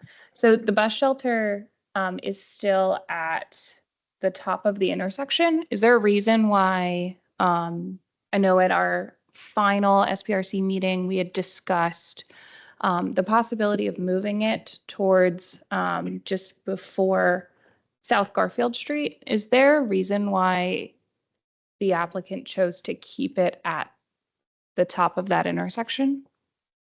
So that's actually at the recommendation of staff.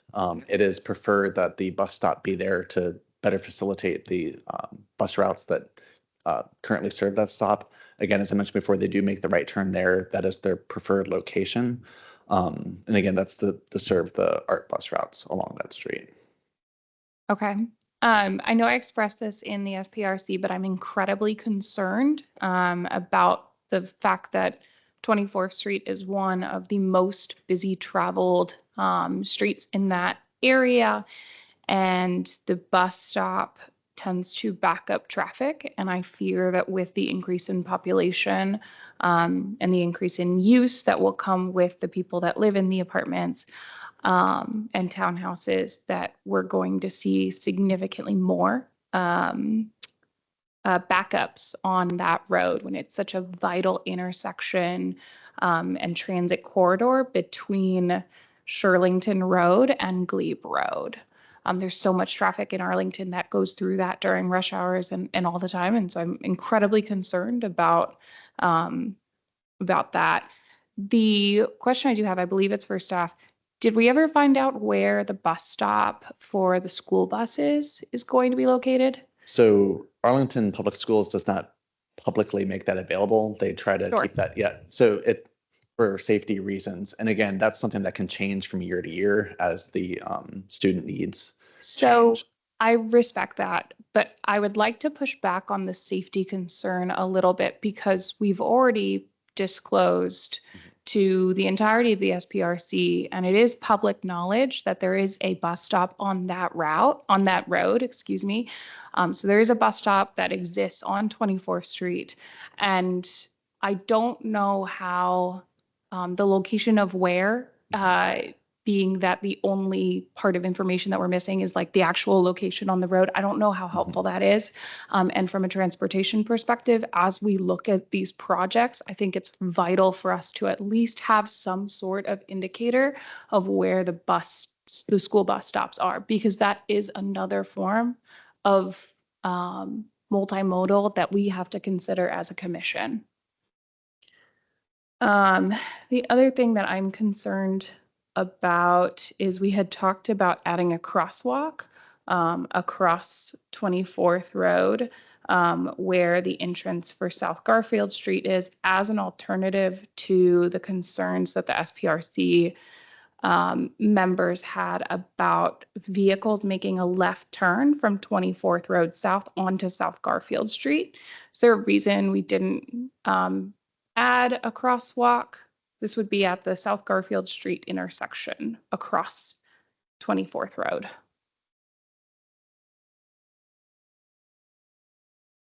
I'm sure. So I think we did look at that location. I know that was something, as you mentioned, that was discussed at SPRC. I think part of the reason was just with the location of the bus stop closer to Glebe. I think introducing a crosswalk. There's not a lot of destinations across the street. I think if the bus stop were there, a crosswalk closer to South Garfield could make some could provide some improvements. But I think having the bus stop closer to Glebe, the thought was that crosswalk would be used for people to cross 24th. Okay. Okay. That is still a disappointment because I think there is going to be a lot of traffic flow from people who are coming off the interstate, who live in the apartment complex, who need to turn onto 24th and then make a left. And if the crosswalk and bus stop had been relocated, we could have been able to have, without having a light there, some other form of traffic movement. So that is just in general kind of a disappointment. The other thing that I'd like to ask is, and I asked this at the SPRC, the future connection that we're talking about. Have either the applicant or staff had any conversations yet with the property owners that currently own the auto shop and road that you have been eyeing for that future connection? Has anyone talked to them?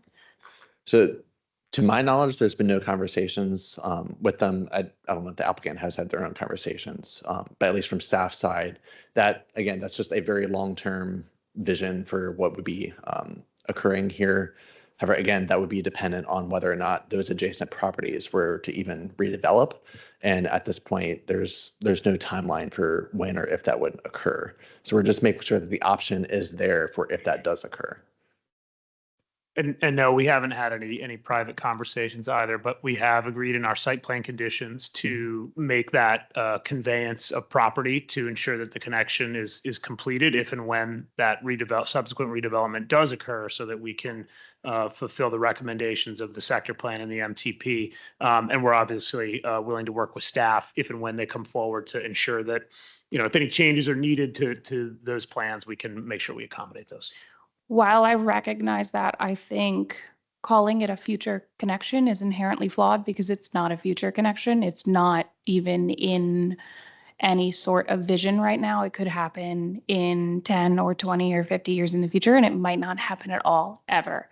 And frankly, one of the only ways I can see this property effectively working is if that connection is there. I also think from a multimodal perspective that having that connection there would increase access from Glebe to Shirlington in a matter of a public good going beyond the people who are there. So I have some significant concerns. I think I've voiced most of mine. For now, happy to pass the mic. No, don't know back if you have more to say, but go with the Vice Chair Furman. Yes, good evening. I wanted to ask, how many parking spaces are we providing on 24th Street South with the street parking that's being allocated there?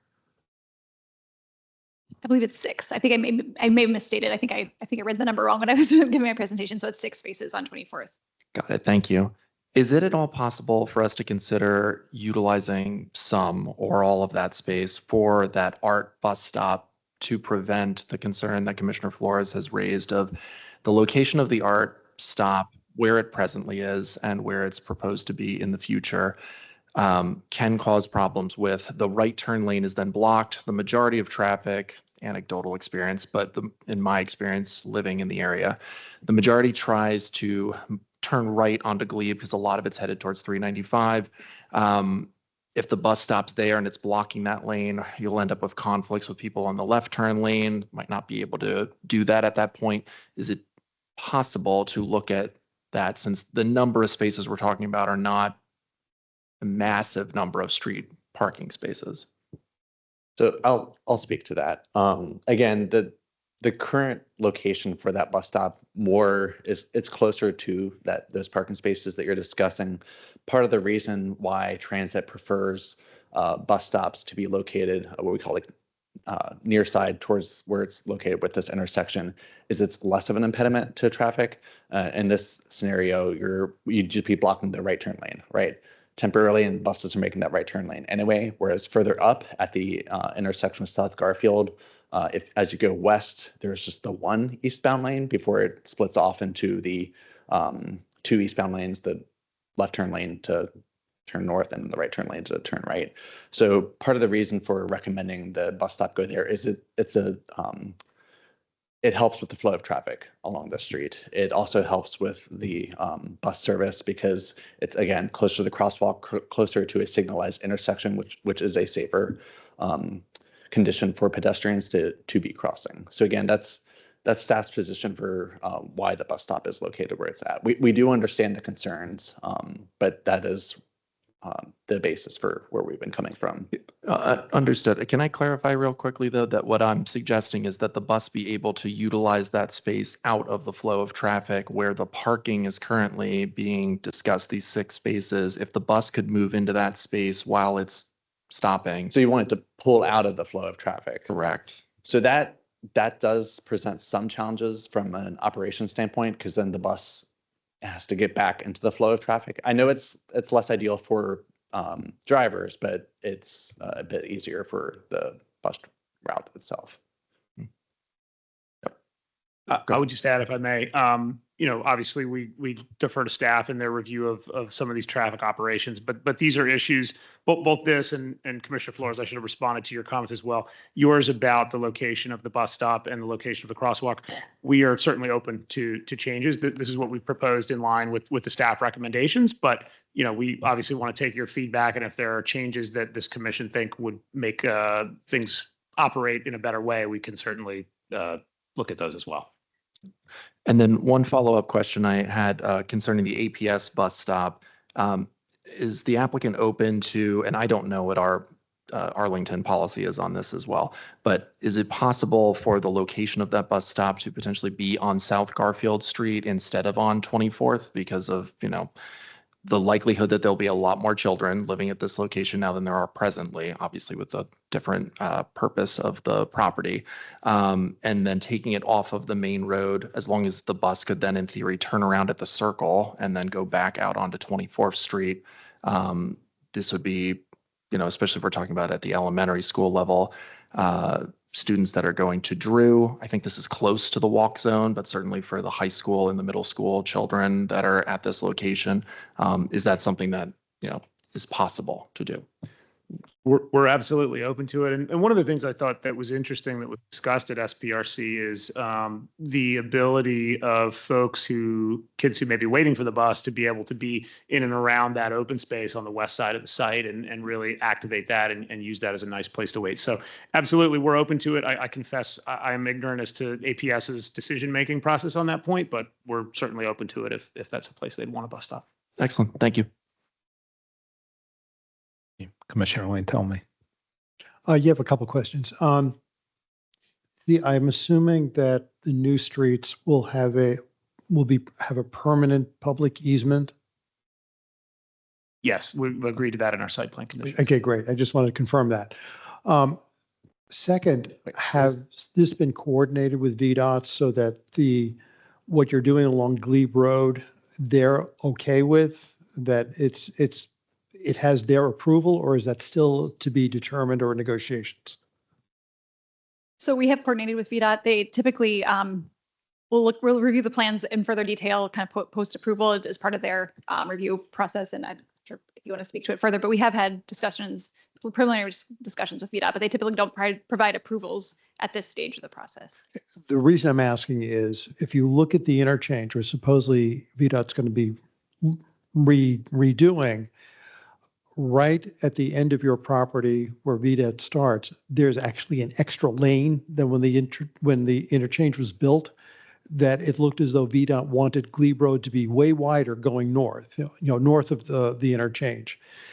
By doing what you're doing, it locks in not having that lane, which I think is a really, really good thing. But I just want to make sure that VDOT isn't going to come back when they redo the interchange and say, yeah, we want that lane anyway, and try to then take away space that we're planning to have for wider sidewalks and a nice buffer. So that's a question that I still have, and I'd like to get some assurances that VDOT isn't going to go back and say, never mind. We want to have that extra width, which we proposed, 30 years ago when we built that interchange. Yeah, and I think, and I'm sure that Ms. Brichter or Mr. Johnson will be able to talk more about the post-approval interactions with VDOT. But, in any approval that has a border with VDOT property, there will be discussions following approval, right? And certain submittals and other information. But I don't anticipate that once we're out there moving dirt and actually have the project moving, that there would be any attempt of VDOT to claw back any of that area. Certainly they have eminent domain power. They can do that. Right. They are reluctant to. But I don't know if there's any more color on what those conversations are, but I know that there will be post-approval discussions with VDOT. Yeah, and I don't have much else to add to the VDOT discussion with that. I did want to circle back with the easement question though, just to clarify, were you asking about the public access easement for all 3 streets? Right. So these will be private streets. We discussed whether or not Well, I this know should be a that public access. when I say that they're private in that they're continue to be owned by the applicant, but that they would have a permanent public access easement along those streets. It'll just be emergency access. If there's the future connection to Shorrington Road, there will then be that street easement associated with South Garfield and the future connection that would then have public access. Yeah, I just wouldn't want a future owner to put a gate down and say, okay, this is now, a gated community. That can't happen.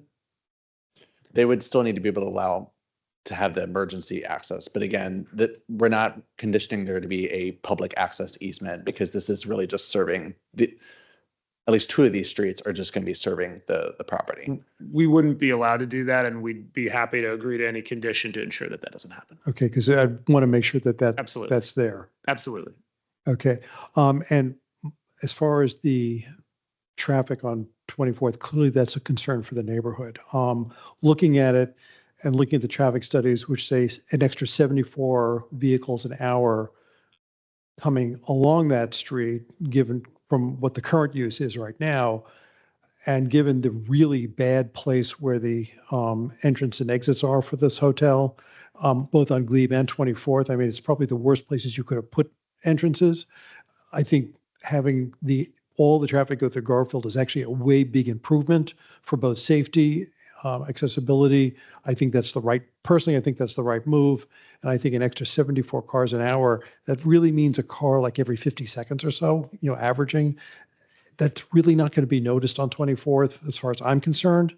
I'm not concerned about that. I think having the 2 lanes on 24th going to Glebe, one a left turn, one right turn, is a good solution there. I understand the concerns about the bus because I've been behind buses too, and it drives me crazy.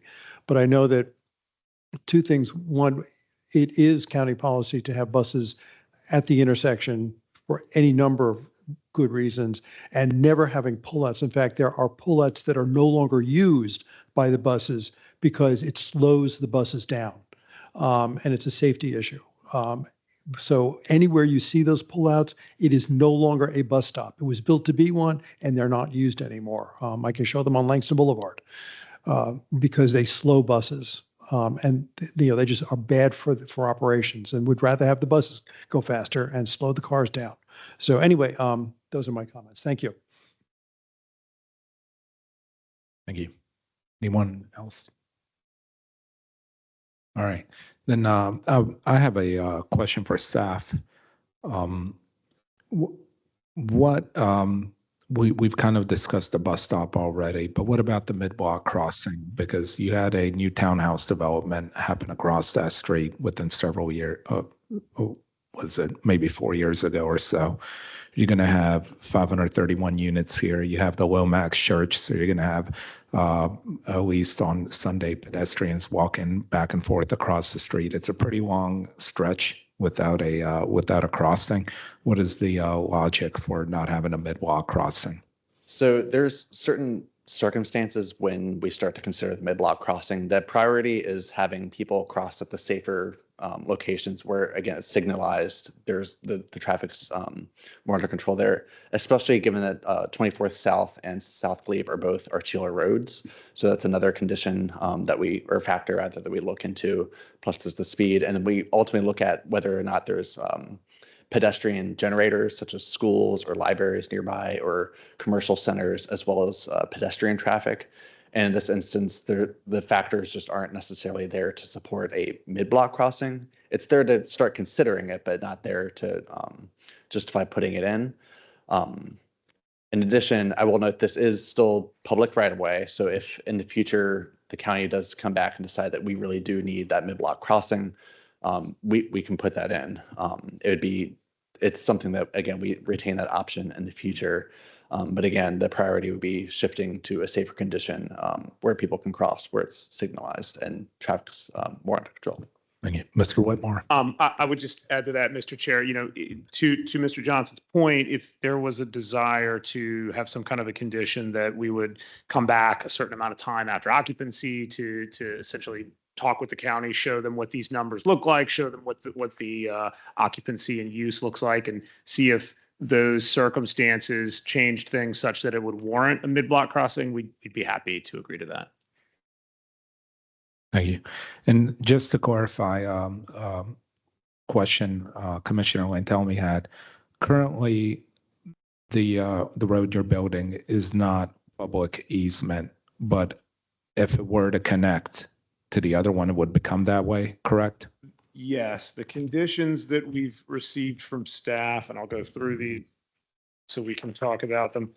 There is, as Mr. Johnson mentioned, the requirement of that emergency vehicle access. And then, yes, there's a condition, draft condition 55 is future public street and utilities easement. And that would then essentially convert that whole stretch as well as the new portion to that utility street and utilities easement at the time that this took place.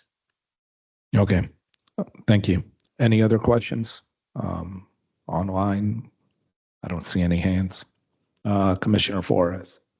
I just wanted to follow up when we talked about what conditions push us more towards putting in a crosswalk. You mentioned schools and libraries, but you don't consider churches? So I believe community centers could also be a consideration. We might be able to consider church under that. But again, that's something that it didn't come out as a recommendation when staff was reviewing this for the recommendations. Okay.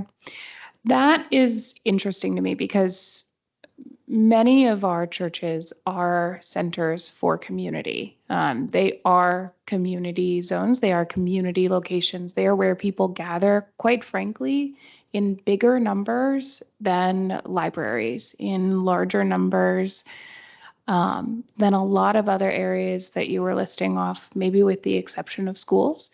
And so I find it a little frustrating that we're not considering the church and would just encourage, I do really think, and this isn't really on the applicant, Since it was staff reviewing this, I do believe this warrants a crosswalk. And I think we have an opportunity here as we go through with this development to do it while we're doing the development to ensure that the pedestrians who are crossing are safe. I don't have much else to say other than what I stated, but I appreciate the feedback on that.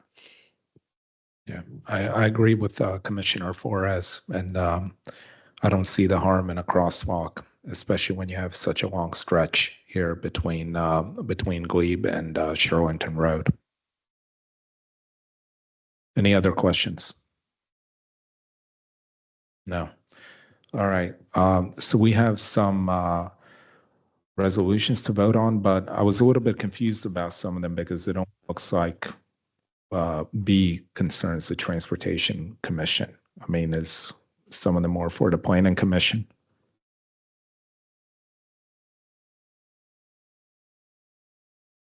They are all items that you can vote on. The second one in particular is for the MTP map. Correct. And the other one is for the GLUP. It is up to the Transportation Commission to decide if you want to make a recommendation to the board on any or all of these recommendations. But this second one is particularly related to transportation. And when is this project going to Planning Commission? Next week. Next week?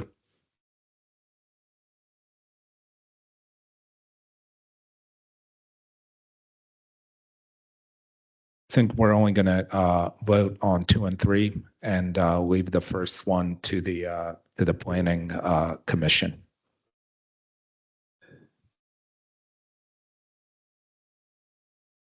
Well, the time would be right now because we're about to vote. So come on up, please. You have 3 minutes.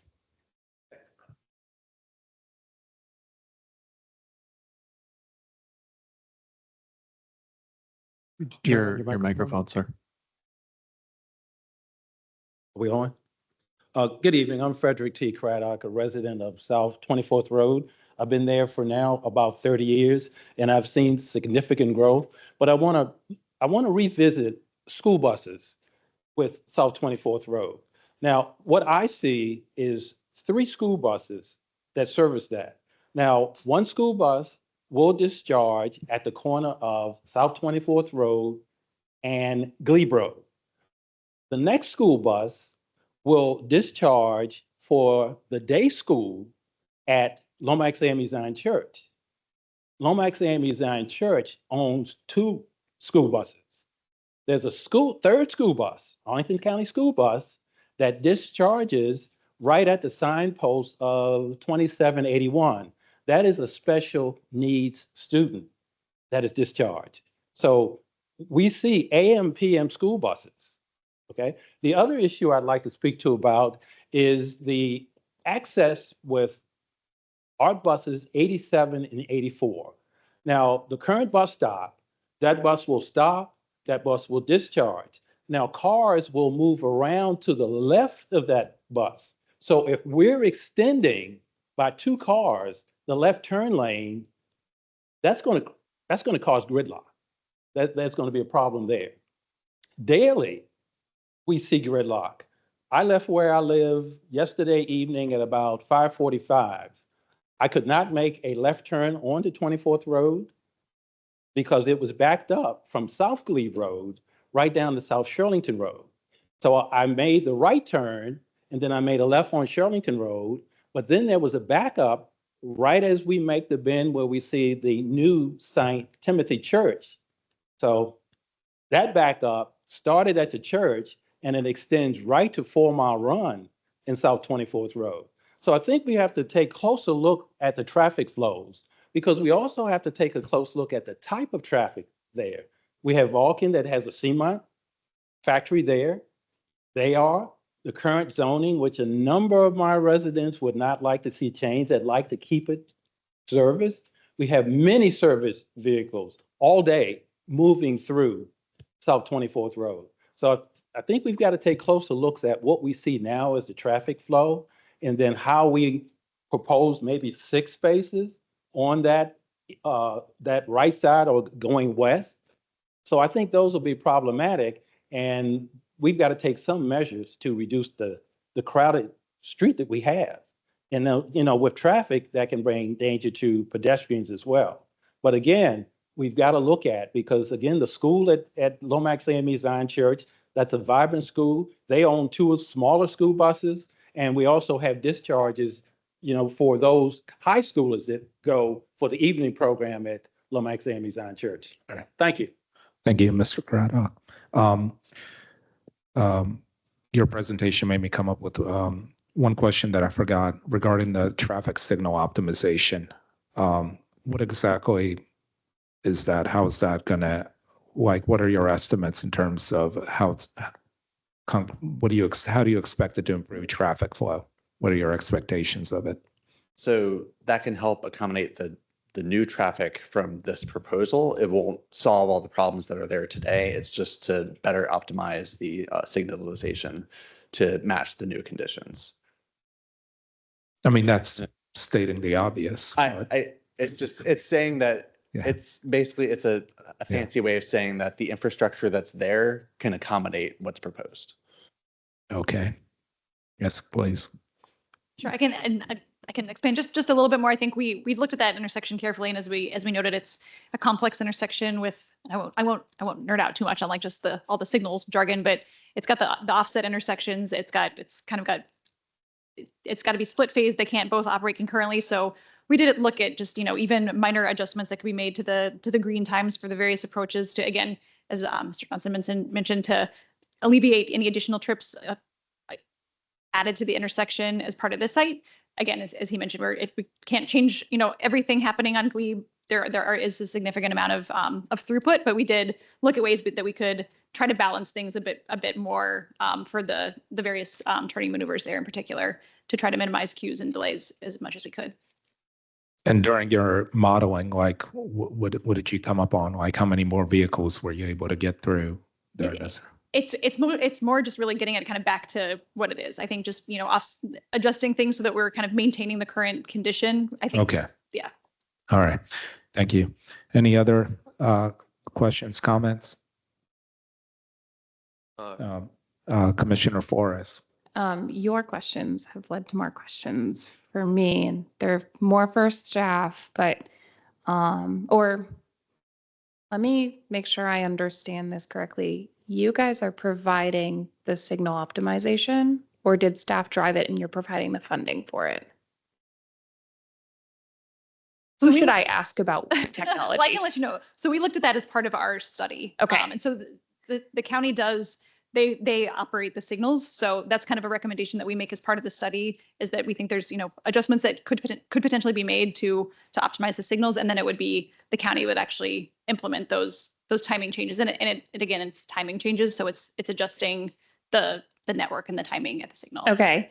So then and this, I know I just said, who should I ask the question to? You won't know the answer to this question. If you do, I will be very impressed. But is it on a coordinated system right now, that intersection where everything is timed? Or does it already have optimization to it?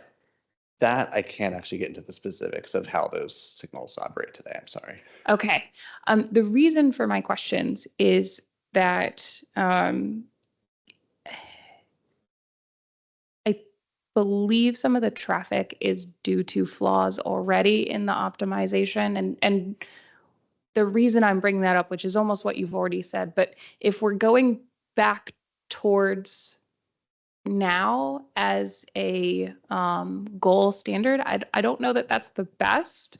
And I remember when we talked, and this is like very complicated technology, and none of us have PhDs in it, and I understand that, but I don't want the situation right now to be the goal. If we can get, I think one of the best things you can do for the community as you come in is help optimize it to an even better flow of traffic. And we talked a little bit about this in SPRC because a lot of the flaws here do come from Glebe Road, and Glebe Road falls under the jurisdiction of VDOT. But if we can set the framework for the metrics to go to a better version of what we have today, I think that would be a lot better if we can push towards it. I know it's going to take more work. I know it might take more money, but I do think it will come away with a better outcome. And I think it will help with some of the considerations and concerns we've heard from members of the community about that road being 24th. All right. No other questions? We do have a comment from Miss Ann Bodine in the chat. Okay. And she was unmuted, but I don't know if she's still on the call. Can you hear me? Yes. Yeah, but speak up, please. Okay. I just had 5 quick comments. You may not find them relevant, but if you are voting on the GLUP, my first question is why isn't this a special GLUP? And how would it qualify for a GLUP change? Because that's supposed to be only done through a sector plan or a special GLUP. Number 2, with a GLUP change, there's an expectation of 30% affordable housing units, and this project only offers 17 on site out of 540. So that falls far short and really does not qualify as a community benefit in this case. If you're looking at the community benefits. Perhaps most important for you as a transportation commission, you're looking at transit type density, transit corridor, but this is not a transit corridor. So I think there should definitely be curb cuts into Glebe. And the commissioners earlier talked about equity issues for bus route cuts. I think you need to consider equity here because 24th Road is in historically Black Green Valley and South Glebe is much more of a transit through the neighborhood. So I think you need to look at pushing the traffic back out. It's already got curb cuts for the current hotel. And I think that needs to be included in the project. And again, why is there an exception for lot coverage? I don't understand that. Green Valley is a low green space area, also due to historic reasons. So a GLUP change can require higher canopy numbers. And why is that not the case here? And finally, and most important, most neighborhoods in Arlington that are outside the corridors have about 3,000 to 4,000 units. I miswrote in the chat residents, but they have 3,000 to 4,000 units of housing. You're looking at 540 units. That's a significant population boost in this area, and it's going to be a very gentrifying project. So again, equity concerns, I didn't hear anyone raise that. Adding transit corridor levels of density here is going to gentrify this historically African-American area. So I think that is a question that should be looked at, and especially in light of how few affordable housing units you have here. Thank you very much. Thank you, Ms. Bodine, for your comments, even if the vast majority of them are for the Planning Commission. Yes, but you look at the community benefits, and I just don't think the community benefits rise to this level of a GLUP change. GLUP change is a huge giveaway of public assets, which is the density you're allowing here. So you are looking at that as you confer density. Thank you. Thank you. That being said, with no other questions, I move that we vote on the on the first resolution, which is actually going to be the second one. So we're not going to do the first one. We're going to save that for the Planning Commission.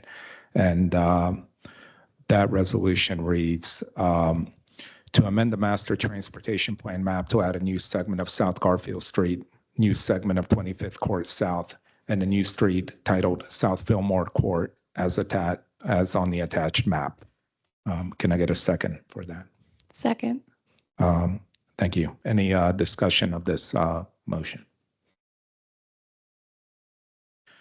All right, well, let me pull up my spreadsheet so I can tally the votes. Just a minute.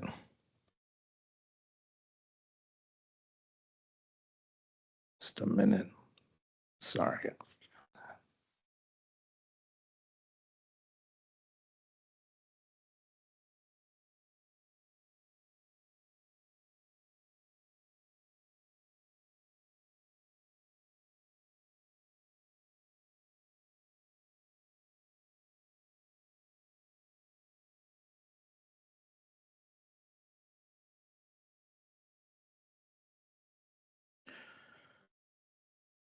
All right.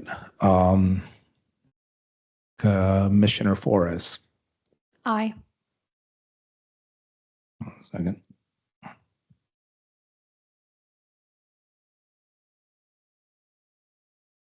Sorry, I'm having a little technical issue.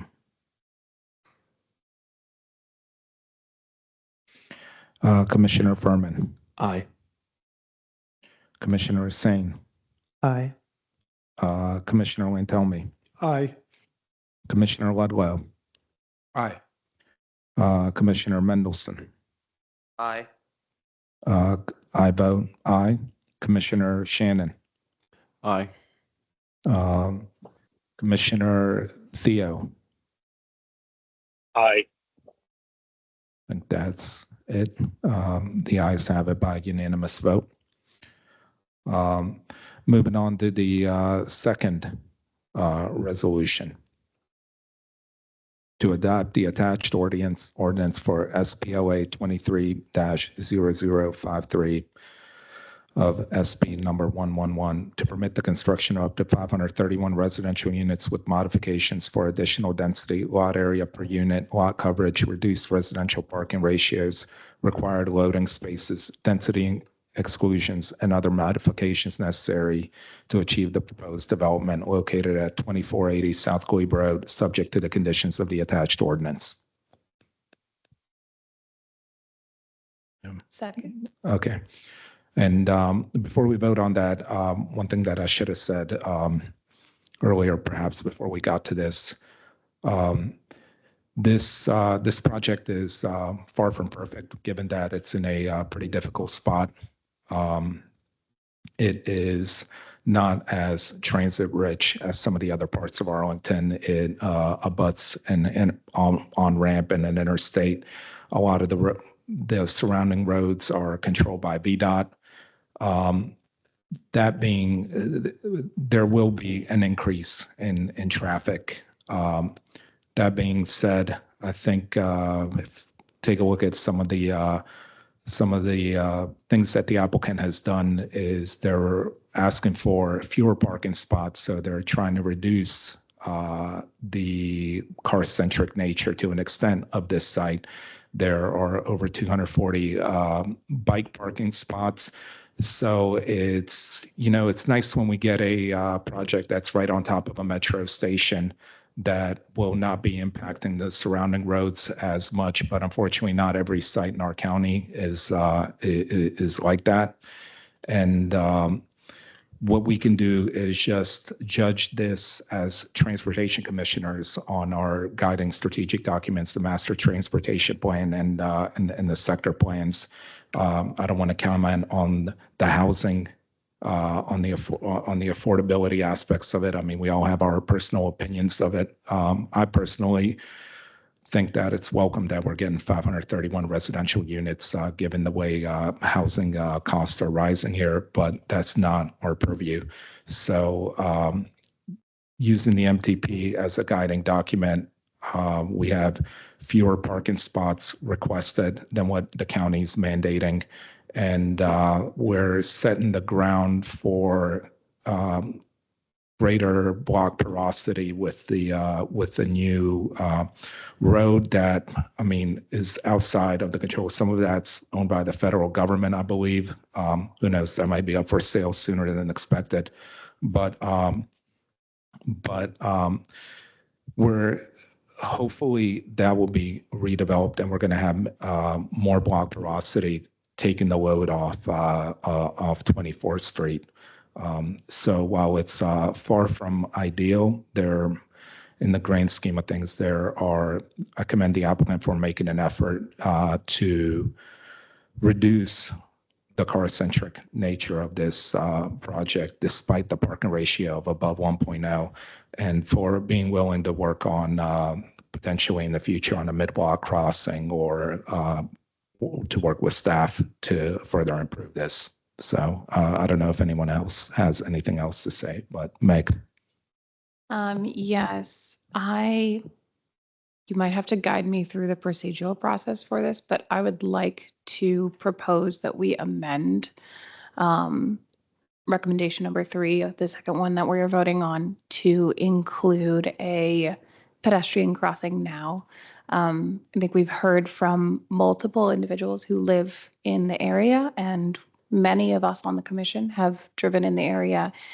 And while this is not designated as a high volume road, arterial road, it does operate like one. I think it's one of the more unique roads in Arlington. And I think that putting in a crosswalk, given what you were saying with the added amount of pedestrians that will come out of this, I think that is the minimum that we can do to attempt to ensure safety. So to summarize, I would like to amend number 3 to add a crosswalk at the intersection of Garfield Street and 24th Road. No minute.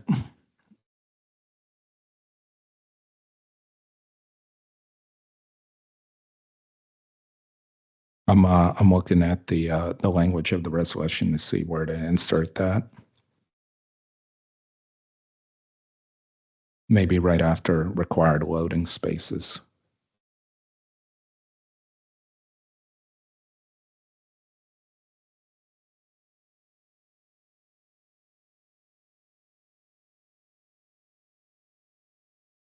Okay.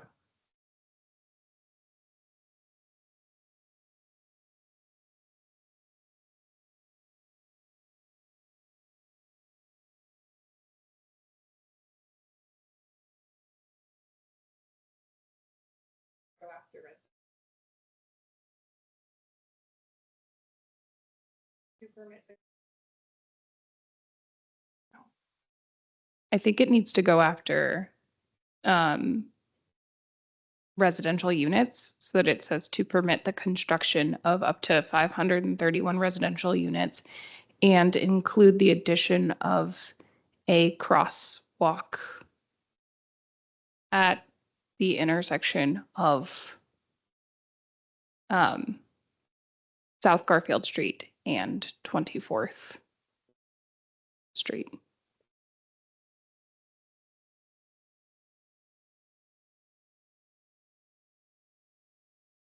But then it sounds like the width modifications concern the mid-walk crossing, not the units, if I'm reading it correctly. Yeah.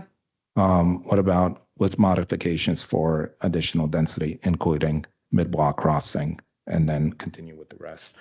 I don't know. Can we consult the one of the lawyers on the commission? It could work in either any of them, though, as it could also be, and other modifications necessary, including a mid-bar crossing at South Garfield and South and 24th Road South. Okay, so I believe first we need to have a vote on the to amend this resolution before we vote on it. Move to second. That's usually due to a cell phone next to the speaker. Does anyone have? Okay. We're going to go Commissioner, let me pull the map up again. Commissioner Flores. Aye. Vice Chair Furman. Aye.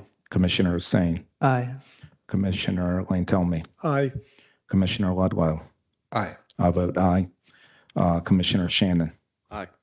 And Commissioner Mendelson. Sorry, I skipped you. No worries. Aye. And then Commissioner Theo. Aye. Okay. Just a minute.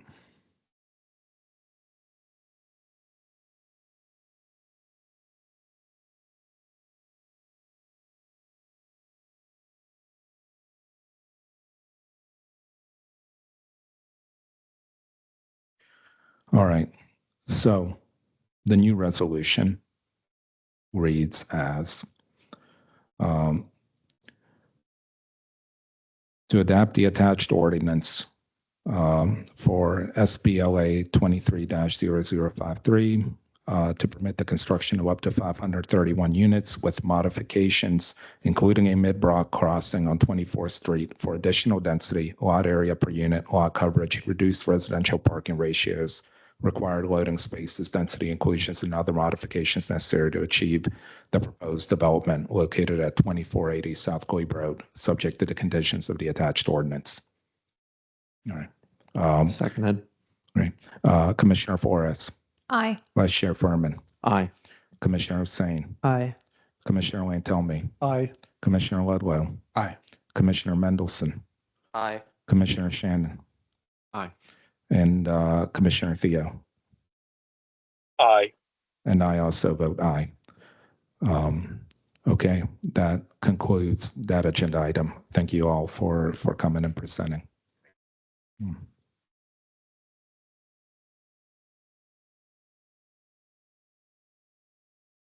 Before we move to the next agenda item, I'd like to follow up on the school bus issues.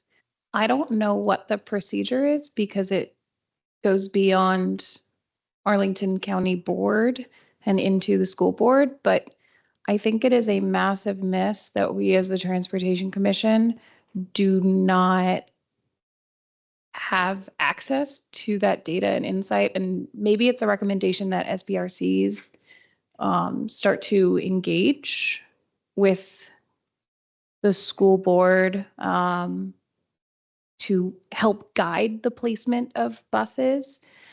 But that is beyond the purview of my knowledge. Yeah, I'm not as knowledgeable in the school bus issue, Vice Chair Furman. Yeah, having 3 daughters in APS, I know that they would say something along the lines of the stops move too frequently, and they have an internal system, but they're very cagey about how that's shared. Now, I think that there's a legitimate purpose for us here in saying that, especially when it's in the realm of like a specific site, the relevancy of the stops that are in that area. I think that that would be beneficial for us as a group to be more aware of those things, and especially because some of the bus stops, like the ones that one of my daughters goes to, is filled with like 50 children. Yeah. And there are some stops that are 1 child, and I'm not sure how well they have that part sorted out of what the usual capacity is, but there's some that are really significant at a couple times of the day, and it matters for our planning purposes. So And I think the fact that we don't have that information really does lead us to make misinformed decisions. How do we pursue follow-up? I can follow up with APS staff to perhaps set up a meeting. Okay. Or at least introduce to the commission so that you all can have that discussion. Yeah, I think that would be really helpful. I think that we look at this as a sense of multimodal, right? And in order to make decisions towards a multimodal future, we need to consider all modes. I'm speaking to the choir now, but yes, let's follow up.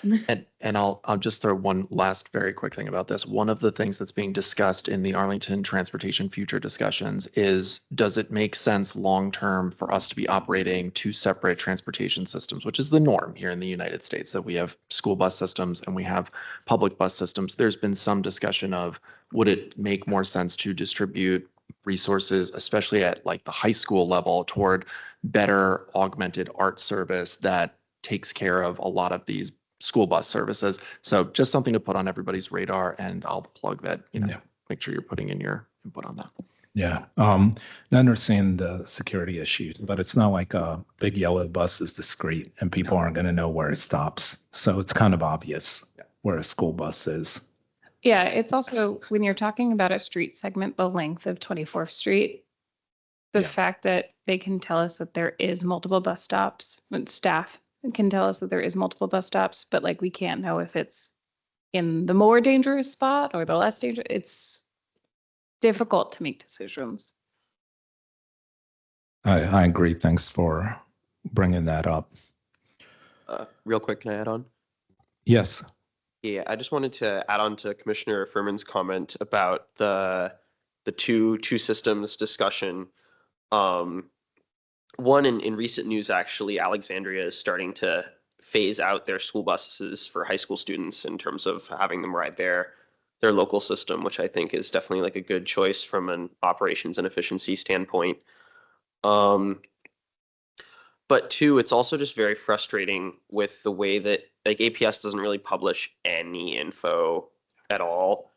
And it would just be kind of nice to know more about student travel patterns in terms of where they're coming from, where they're going to, in terms of like how we discuss like bike facilities and art routes in terms of like how they work with the student population. So it would always just be good to have more information on that. Even as a high school student myself, they tell us like nothing. They tell you information about the bus route you're on, but I don't even ride one, so I know like literally zero, other than like I just see the line of buses pull up every day.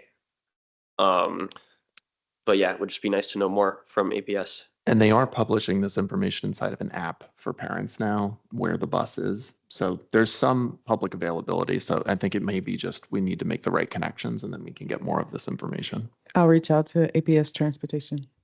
Thank you. Thank you, Ms. Abigail. All right, are we ready to move on to the next agenda item? There was also a comment from Commissioner Theo.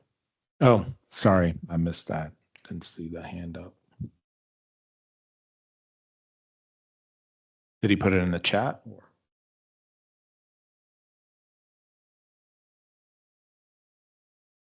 Okay. I concur with Commissioner Flores regarding the coordination of the bus stops. Yeah. Thank you for the comment, Commissioner Theo. Commissioner Shannon. I just one comment on the transportation piece. I don't know if this is necessarily the right commission, but I believe the Joint Facilities Advisory Commission has an element that plays into some of the transportation. It is a joint commission on a lot of the capital improvements between the county and the school board. The Transit Advisory Committee? I believe it was something similar to the Joint Facilities Advisory Committee. Oh, joint facilities, you mean in APS, not? Yeah, Okay, between okay. APS and the county. Okay, thank you. All right, performance parking pilot.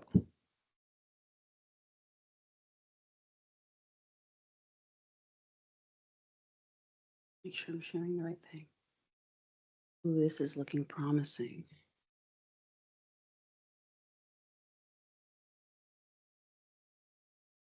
All right. Thank you so much, Chair, members of the Transportation Commission. My name is Melissa McMahon. I'm Parking and Curb Space Manager for Arlington County. And I am here tonight to provide you an update. I haven't been here in a while, but the last time I was here, we were rolling into the board acting on the necessary enabling ordinance to allow us to execute this pilot program. And we did so. And we've been doing that for the last roughly year. So I'm calling this a 1 year into price changes update to provide you with, as necessary for maybe newer commissioners, an overview of the purpose of the project, but also the kind of data that we're seeing and where we're going from here. So this guy should be shrunk. Okay. So a quick overview of the purpose of this project. Performance parking pilot in commercial corridors is designed to make metered spaces more available more often through pricing and information. And the main goal, ultimate goal, is to reduce the negative impacts associated with trying to get access to these metered parking spaces. So those negative impacts could be double parking, cruising for parking, erratic and dangerous driving behavior associated with frustrated looking for parking, as well as extra VMT and emissions, or even going elsewhere to do business.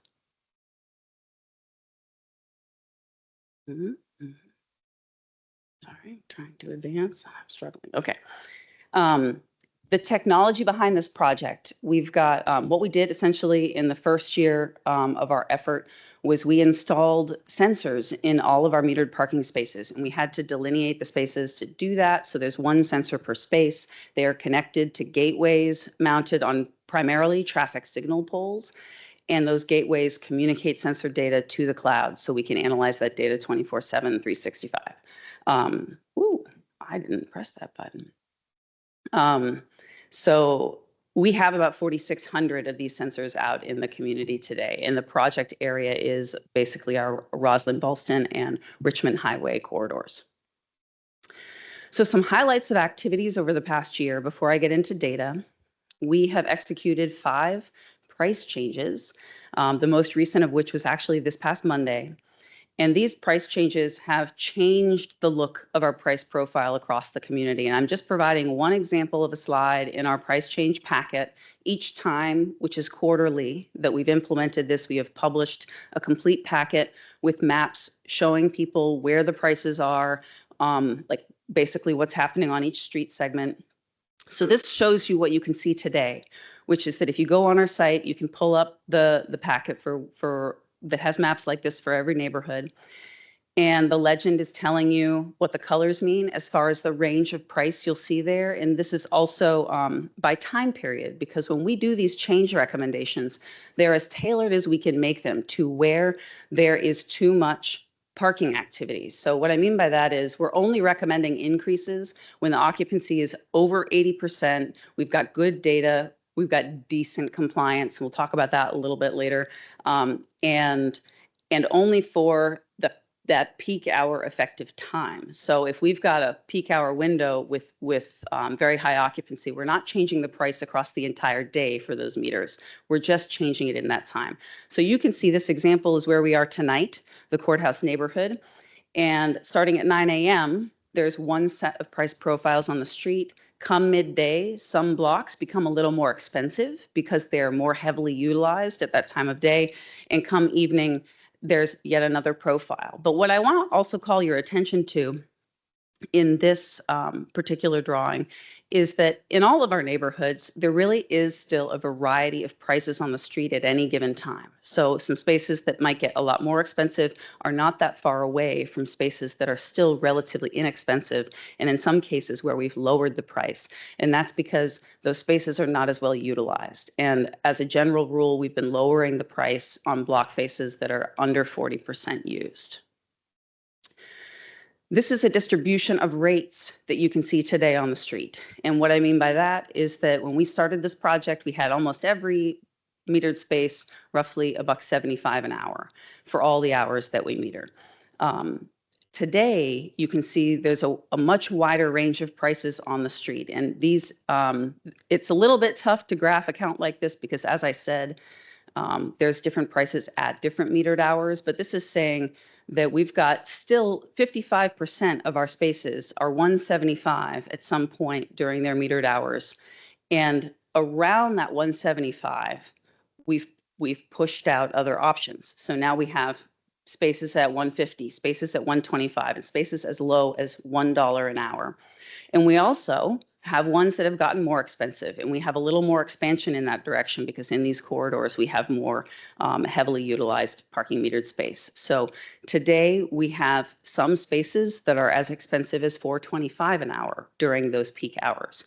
That happens to be one area in Ballston. That's where you would see that price during a particular period. Over the course of this year, I'm going to highlight some things that we did in the fall because in the spring and summer, we were just executing kind of pretty systematically a couple of these quarterly changes. In the fall, we did an educational engagement with our over 55 community through the 55 plus educational programming through the Parks Department. And we did a real sort of performance parking 101 with attendees at that event. It was actually very well attended, and it was a lot of fun to show people how you can use Park Mobile, how you can use ExactNav, these other tools to plan ahead for the price and the availability that they might be seeking. We did some tabling at Clarendon Day. We released an interactive meter rate by location map so that you can go online now and actually see this information by time of day, by neighborhood, and you can kind of zoom in. We continued to make some improvements to our vendors' app, and that's ExactNav showing here on the right. One of the most recent improvements that's been made is they've started to add off-street parking options visible on that map. So it's not just what can you do on street. That's where we have availability data, but it's also given that you might have low availability or a higher price in an area, what's your off-street option? So it's static information, but it's still to provide some context, because in a lot of parts of these corridors, there are many off-street options that are underutilized. We've also put up a couple of our demonstration dynamic displays. These displays today are just in 2 locations here in the courthouse neighborhood, but later this spring we'll be rolling out an additional 8 displays in other neighborhoods around the community. And we've been trying to promote with the business community an option that we can create some lower cost on-street parking tailored maps for businesses. We've been kind of pushing the word out through the bids and with some direct emails to businesses that are on our list to basically say, hey, if you're interested, we'll put together a map like this for your business that you can post on your website, that you can put on in your window to point people to which blocks are going to have the lower prices among those available near your business.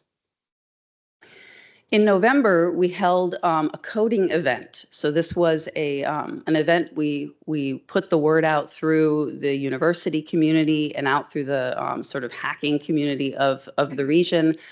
And we ended up with a really fun panel of 8 different presenters and probably 40 attendees that spent a Saturday morning and afternoon with us, showing us what they would do with our open data. One of the key features of this pilot is that we are providing an API, a set of APIs actually, that provide both the real-time data as well as curb data. And we wanted to really explore with these creators what they would do and what they would want to see if they were creating an app themselves. And that brings me to some of the highlights of our analysis to date. So starting with occupancy, I've got a few visualizations here. And again, I'm going to try to go through all of this. I find that the longer this project goes on, the more questions we have and the more ways we want to show things. But I've pulled out some key ones for you for tonight. This is a chart that is showing you average occupancy by metro area neighborhood and by price change period. And what that means is we've had these 5 price changes. The gray bar on the far left of each of these neighborhood sets is the baseline period. So that's before we started. And then the 4 price change periods for which we have data. And what we're seeing is some general downward trend. These are very high level averages, right? So it's the whole neighborhood. It's all the kinds of blocks in those neighborhoods. But you can also see some difference in their baseline levels of activity. Ballston and Pentagon City being both neighborhoods that have a higher general level of occupancy and activity than some of the other neighborhoods. This graph is a box plot, and please don't ask me to get into the technicalities of box plots because I don't create them, I just talk about them. But what they are measures of central tendency, and that's the important concept. So the whiskers and everything in between are showing a distribution of all points within that body. The X is the average, and the line through the center is the median. Again, from left to right, it's the baseline period before our first price change going to the data from the 4th price change period. And the 2 colors are representing a distinction between the blocks on which we increased prices and the blocks we either left alone or we decreased prices based on their occupancy at the time. And generally what we're seeing is movement in what I would like to call, and hope and cross my fingers stays this way, the right direction. So what I mean by that is our orange blocks, the central tendency is a decrease in the average occupancy that we're seeing. And those are the blocks where we have been increasing price.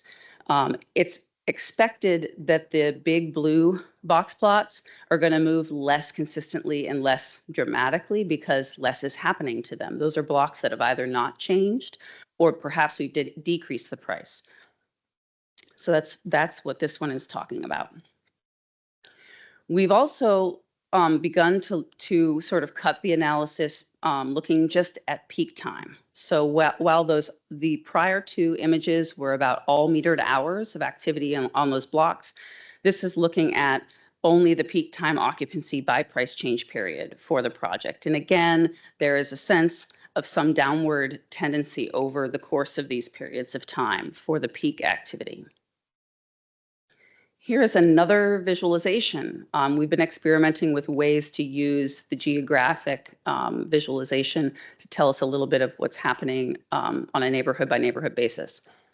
On the left-hand side, we see a graph of the peak occupancy during our baseline. So red being areas with average occupancy over 80%. Gray, in this case, is 60 to 80%. And the light blue is the less than 60% occupied blocks. And what we see in the fourth price change period on the right-hand side, if you follow it around the map, what you'll see are some areas where the reds are disappearing and they're heading to gray. And that's what we would, in theory, want to see in a long-term continuous basis. We would want to see the peak occupancy across these neighborhoods to come to a central place of ideally all gray. I also wanted to feature for you tonight several slides on a special analysis we did on the accessible parking spaces, the ADA spaces on the street. We did this special analysis because we're really treating these spaces differently than the rest of the meter parking spaces. We did not include them in any of our price changes till this week. And I'll tell you what we did with them this week. But that's because we recognize that the population using these spaces and need them in different ways and need them to serve different purposes than an average parking space. So on this slide, you can see the distribution. The red dots are the ADA space locations, and the blue lines are the block faces with non-ADA performance parking metered spaces.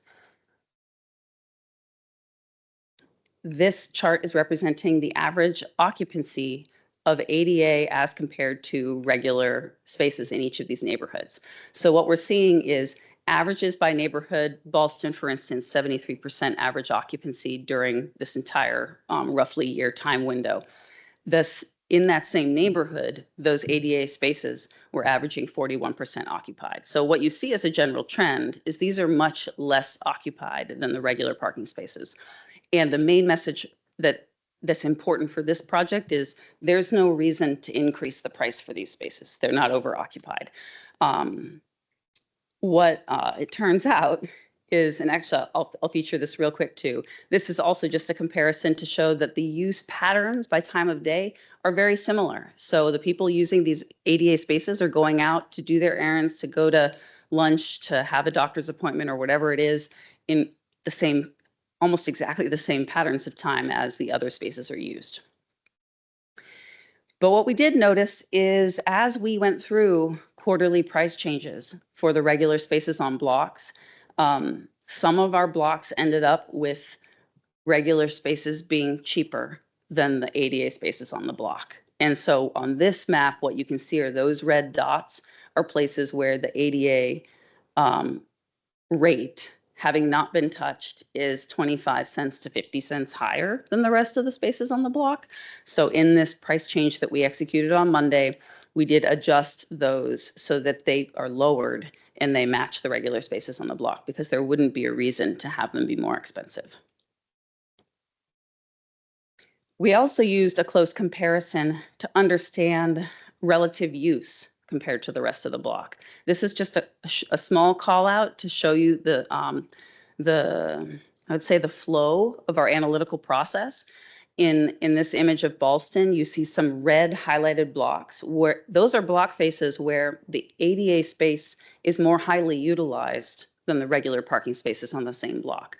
Whereas the darkest blue are spaces where the ADA space is less highly utilized. And again, hearkening back to that slide with the overall occupancy relative to one another, it's unusual for an ADA space to be more highly utilized than the regular spaces.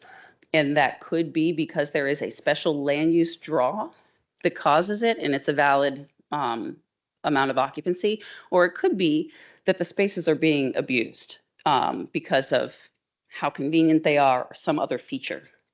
So we do call this out as a cause for further investigation, because we really want to understand if there's something going wrong with the ADA space and if there's tools that we can use to make it operate better. And this slide starts to get to that idea. We also did some comparison. ADA non-compliance. The map of ADA non-compliance is referring to citations that are given for someone parking in an ADA space who should not be parking in an ADA space. So this is not payment non-compliance, but this is just parking non-compliance. And so the red block faces are ones with the most citations. The light blue block faces are the least citations, and those orange dots are ADA spaces with average occupancy greater than 65%. So we made a comparison here because we felt in the call out for 1000 Wilson Boulevard as an example,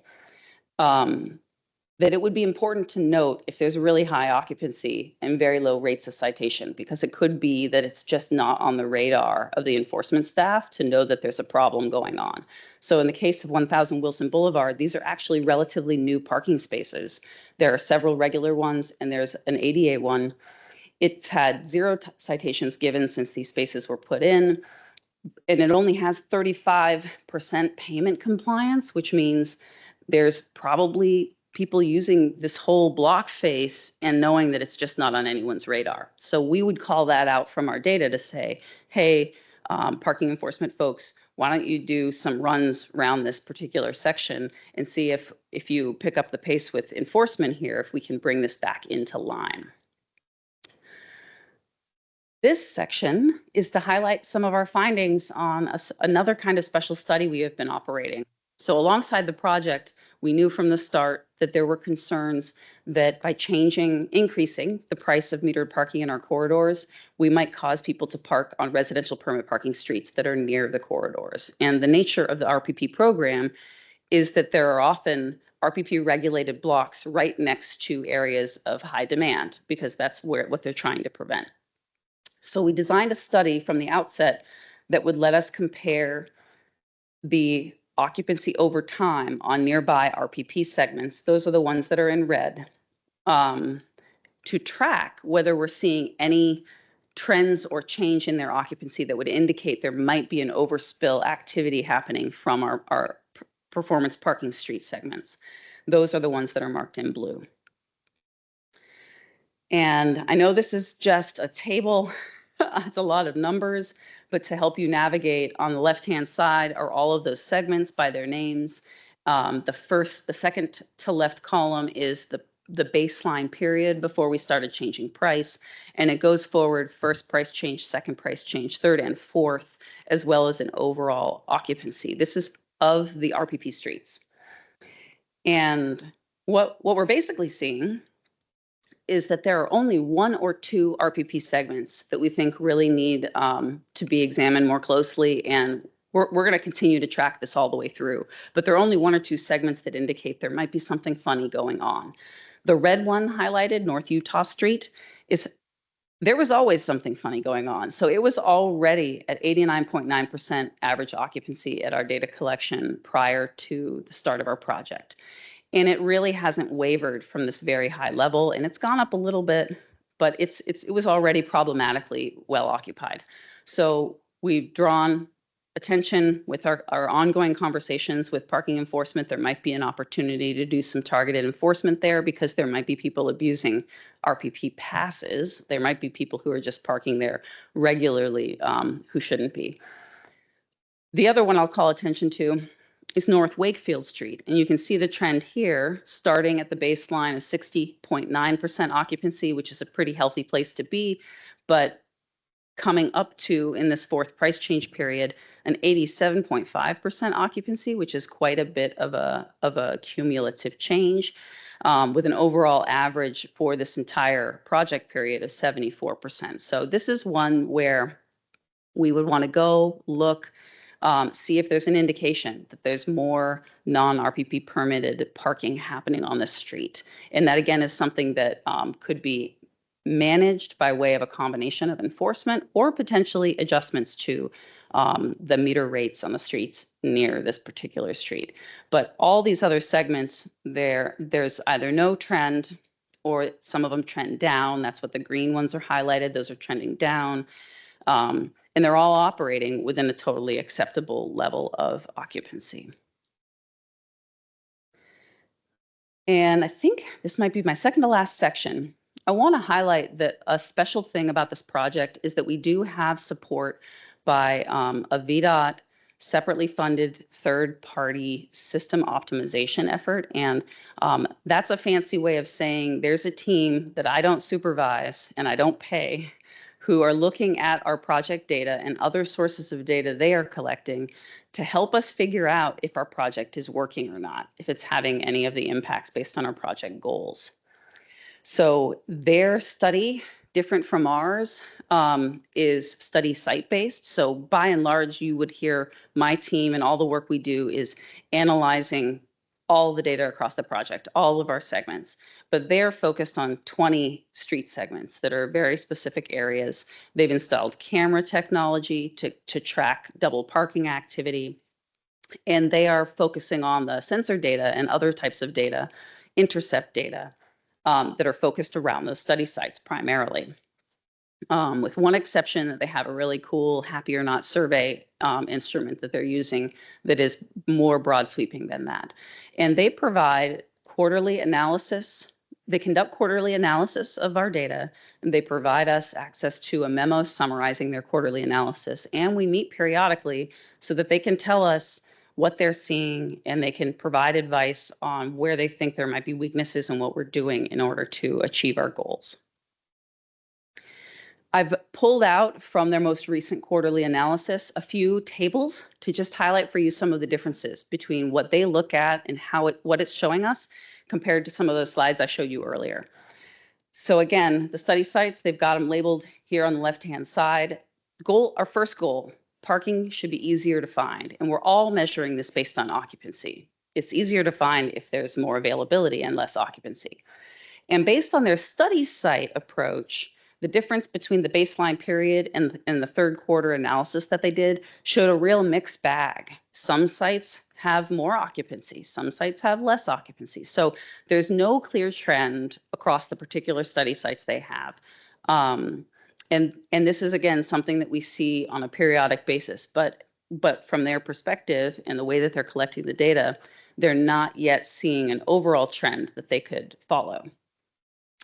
Also, with goal 1, another way to think about whether parking is easier to find is whether there's more turnover, which means that you could have the same amount of occupancy in a space, but you're serving more cars, and therefore you're serving more people and more errands and more activities. So again, same amount of occupancy could have more cars if you have a higher turnover rate. They're looking at the highest demand study site set, and baseline to Q3, you see the difference over here on the right-handmost column.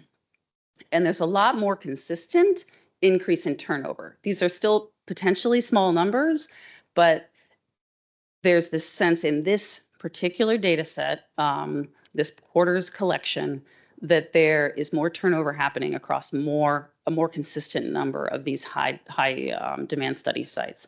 So one hypothesis, which we would like to see be true, is that even if it's harder to influence occupancy, our prices and our strategy is influencing turnover first. And that would be a good outcome to have if it continues to be true over time. Another goal is that more people park where demand is traditionally low. So those last two tables were about their high demand study site locations. This is a table of their lower demand study site locations, or lower or lowest demand. And what we want to see there is that occupancy increases, because those are blocks that can afford to hold more people, and they hold them more effectively than our high demand blocks. And what we see in this parallel constructed table is differences between baseline and Q3 showing increases in occupancy in these low demand study sites. So again, this is at a study site level, promising data, but there are a few different factors to consider when we look at this. We don't know necessarily that it's our prices that have pushed people to these low demand sites. So of course, none of this is perfectly causal data collection, right? There's other things that could be going on. And also, we've done 3/4 of or we're receiving sort of 3/4 of analysis from this vendor. Done 3/4 of analysis of our data too from baseline. And we don't have a full sense of seasonality either. So there's some things in our data that we have to continue to monitor to understand whether these changes are actually due to the project or if they're due to something else. But that would be the kind of data we would want to see again over time and for future quarters of activity. This slide is to highlight the surveying approach that they are doing to capture perception of availability, which is another key goal of ours, a little bit separate from reality. But I think as transportation commissioners probably understand really well, perception is a big deal when it comes to parking and it comes to transportation. So on the left-hand side, we've got 3 big comment blocks. These are what our comment blocks through the Happy or Not tool look like when they're doing intercept work with the community. So they're out there on the street asking random parkers questions about their parking activity. And they're pretty honest a lot of the time. They'll admit that they didn't pay. And that's because they figure they're not going to get caught in this window of time that they're coming and going. But it's bigger chunks of conversation. And that's why it looks like that. On the right-hand side, I'm illustrating that the Happy or Not tool is always active on the Park Mobile app. So if you all were to go park in our project area, use Park Mobile and finish a parking instance and you hadn't recently done this, you should, and I say should because if it's working correctly, you should get a pop-up at the end of your parking stay that asks you if you were happy or not with your parking experience. And you have an opportunity to pick a smiley face color, but you also have an opportunity to post in a comment. And we get a very wide range of comments. Some of them are not appropriate for the screen, and those are flagged even when they give us this information. But I did just screenshot, as you can see from the dates, this is very recent stuff. And it really runs the gamut in this window of time, which is roughly like a day. Comments that it was easy, nice parking spot, easy to pay. They've told us a lot of feedback about the app not working great. We get that feedback and we send it to the app folks. But we also have people saying the pricing is ridiculous. We have a person saying in a vehicularly dependent society, parking should not require pay. A total ripoff. So we've got a nice wide range of comments, and we do expect that. We do not have geo-referenced locations for these.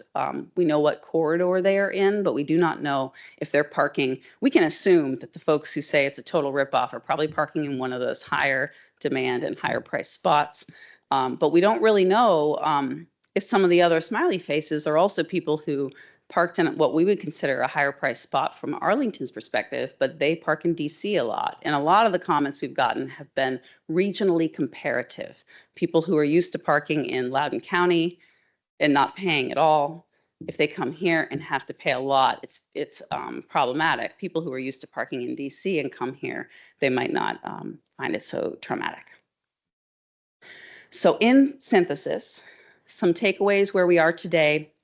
Project-wide and at a neighborhood level, prices appear to be starting to shift demand, or at least, I guess I should caveat the project, because prices are a piece of it. There's information, and then there's obviously other things that we're not controlling for, in which case we might not be capturing it here. Availability seems to be increasing at higher price blocks project-wide. It is a little harder to tell with turnover, and as I showed you on the study site information, our project-wide turnover data is not suggestive of a trend yet, but there might be something showing up in that study site data. So we're going to continue to monitor that. And we do need more periods of observation to see if we can suss out seasonal impacts and see if study site level trends and project-wide trends come into convergence if they start to mirror each other. On average, our ADA spaces are used half the time that regular spaces are, and price decreases were implemented in some locations to match their nearby decreased regular space prices. Outlier ADA spaces, which have higher occupancy than the regular spaces, are sometimes misused. And we are continuing to work with police on data-informed enforcement opportunities. There is still fairly little evidence of impact on adjacent RPP blocks. There's that 1 or 2 segments that I mentioned to you, which we are going to look at a little bit more closely, and we'll probably do some dashboard checks for RPP permits to see if those high occupancy rates are actually because of non-RPP parkers or not. And we do want to highlight that community sentiment over the last, I would say, especially the last 2 quarters of price changes have shifted more to a much more sensitive awareness of the prices, especially in the places where we've increased them. And expressing, I would say early on, that commentary was, I'm not really price sensitive. I'm going to park where I need to park because I want to be there, to I'm going to probably be looking for a cheaper place to park. And when they say that, as a person helping to manage the study, I feel like I'm aware of both the push and pull. I don't want people to be angry with us, and I don't want people to have a bad parking experience, but I do want them to consider parking in a new location, because if they can be better served off street in a garage, or better served a couple blocks away because they're willing to walk and get a little bit of exercise, those actions will help others get access to the block that's already highly in demand. So that's happening. And as a continuing challenge is the last bullet, which is that awareness and use of our information tools appears to continue to be very low. We literally have an app where you can see the availability in real time anywhere in this project area, and you can click and you can see what price you have to pay. Park Mobile has that layer. Now, I will say Park Mobile is going to get rid of that layer soon because of their own business reasons. So if you are using it for fun and it goes away, it's not because of us. And it's a little bit of a sad timing for purposes of the study.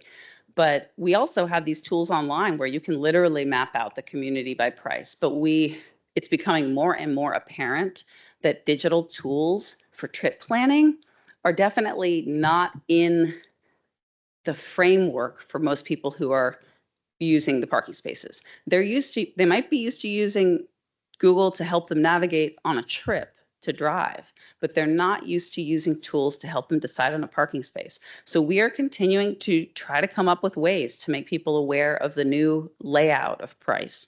And in particular, because we only change these once a quarter, and looking ahead to the future, it's very unlikely that we will continue to even do quarterly changes. But maybe the community will continue to have differential pricing on the street. And if that's the case, we really want people to get used to having an understanding of the price profile across the streets and thinking about what their priorities are as they plan their trip, and whether convenience is the most important or if price is the most important.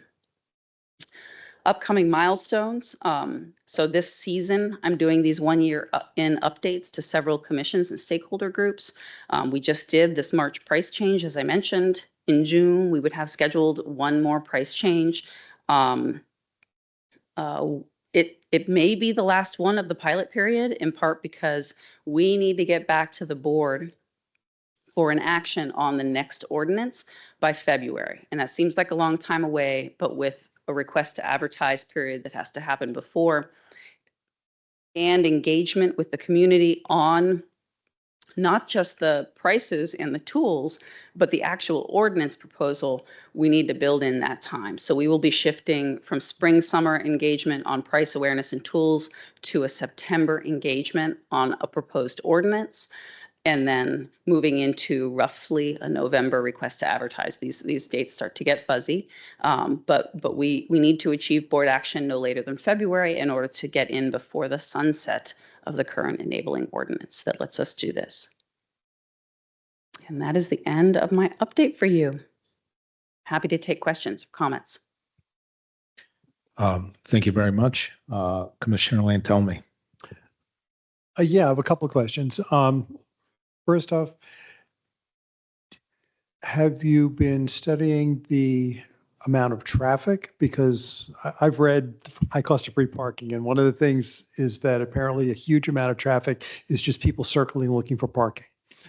So have we done any testing to see whether the number of vehicles circulating in these areas has dropped or gone up or changed or not changed at all? Right. This is one of the items that the system optimization team is looking at, and they are, I forget which data source that they're using, but there was some struggle at the beginning to find a sufficient traffic data source that was at the level of granularity necessary to focus in on a small area and observe change over time in that small area. But it is being monitored. We do have some data. It wasn't one of the slides that I brought in for tonight's update, but it is one of the things we will be reporting on for the project as a whole. Okay, good, because that would be one of the goals, is to drop the number of vehicle miles traveled. It's exactly one of the goals. Yeah, it is. It is also one of the hardest things to tie back to this, because as you know, so much is, and actually the earlier item for 24th Road South, I believe, so much is demanded on that road, and it's not necessarily because of the activities happening right on that segment. It's because of everything around it. And so when we look at the traffic, we're hoping that we can see incremental difference over an underlying volume, but we're not sure yet if we'll be able to see it. Okay. I think you've definitely put a finger on it. One of the issues, it's just you don't know that the spot around the corner is half the price of the one right here, or literally across the street is way less than the one that you're looking at right there. Trying to find ways to get that information out that people don't have to think about it before they leave. If it could, for example, could get tied into Apple Maps or Google Maps, that you just touch something and it tells you what the prices are in that particular area once you've arrived, that would be the ideal, I think. And I don't know whether either of those entities have any interest or whether they're already working on it and we don't know about it. Right. But there's a number of cities that are doing this. So there clearly is, we're not a one-off. So I would hope that would be the ideal way to get the information out, I think, because it's right on your screen on your car as you're pulling in. Yeah, so a couple things on that. We have tried through the let's call it, perhaps minimal network that we have to see if we could get an in with a Google or Apple or Waze, to see if they had an interest in our data. And so far with the connections that we've had, we haven't gotten any traction. And we suspect it's because while there are other cities that have done or are doing and have data like ours, it's still so few and far between, and they provide a product that's supposed to be for everyone. So it might not seem to rise to the level of their development dollars. But we have tried, we care, and we still are hopeful that we can make a compelling case that this is good data to have here. Another concern we've batted around is do we at the end of this pilot switch to something on the signs and something on the meters that says high versus low and it's color, or it's something else to signal it? And we may yet do that as a method. The drawback to that method is that it reduces the effectiveness of the intent to avoid cruising, because people still are waiting till they arrive to determine if it's the right price. And if they don't realize that they should have pulled off Washington Boulevard 2 blocks down and they pulled off too soon and now they're on Highland and it's a mess, then they're still cruising around. So it doesn't mean that we're taking it off the table though, because at some level, you're right. We want people to notice, oh, those are the red sign blocks, or something to that effect. And maybe they'll know to go to the other signed blocks. And anecdotally, your color maps about changing what the rates are, or what the utilization rate is compared before and after. Walking around Clarendon, there are way more empty parking spots in the middle of the day. Oh, good. I just sort of was stunned the other day. It's like, my God, this whole block is empty. Why aren't people parking here? There are spots now. When I've driven down toward Pentagon City to, let's say, look at a site, there are park spots everywhere. You know, it's just amazing how in the middle of the day, I've found it way easier to park in our metro corridors. I know I should be taking the subway, but it really, I think it seems to be working, at least as I said, anecdotally. Thank you. Great. Thank you.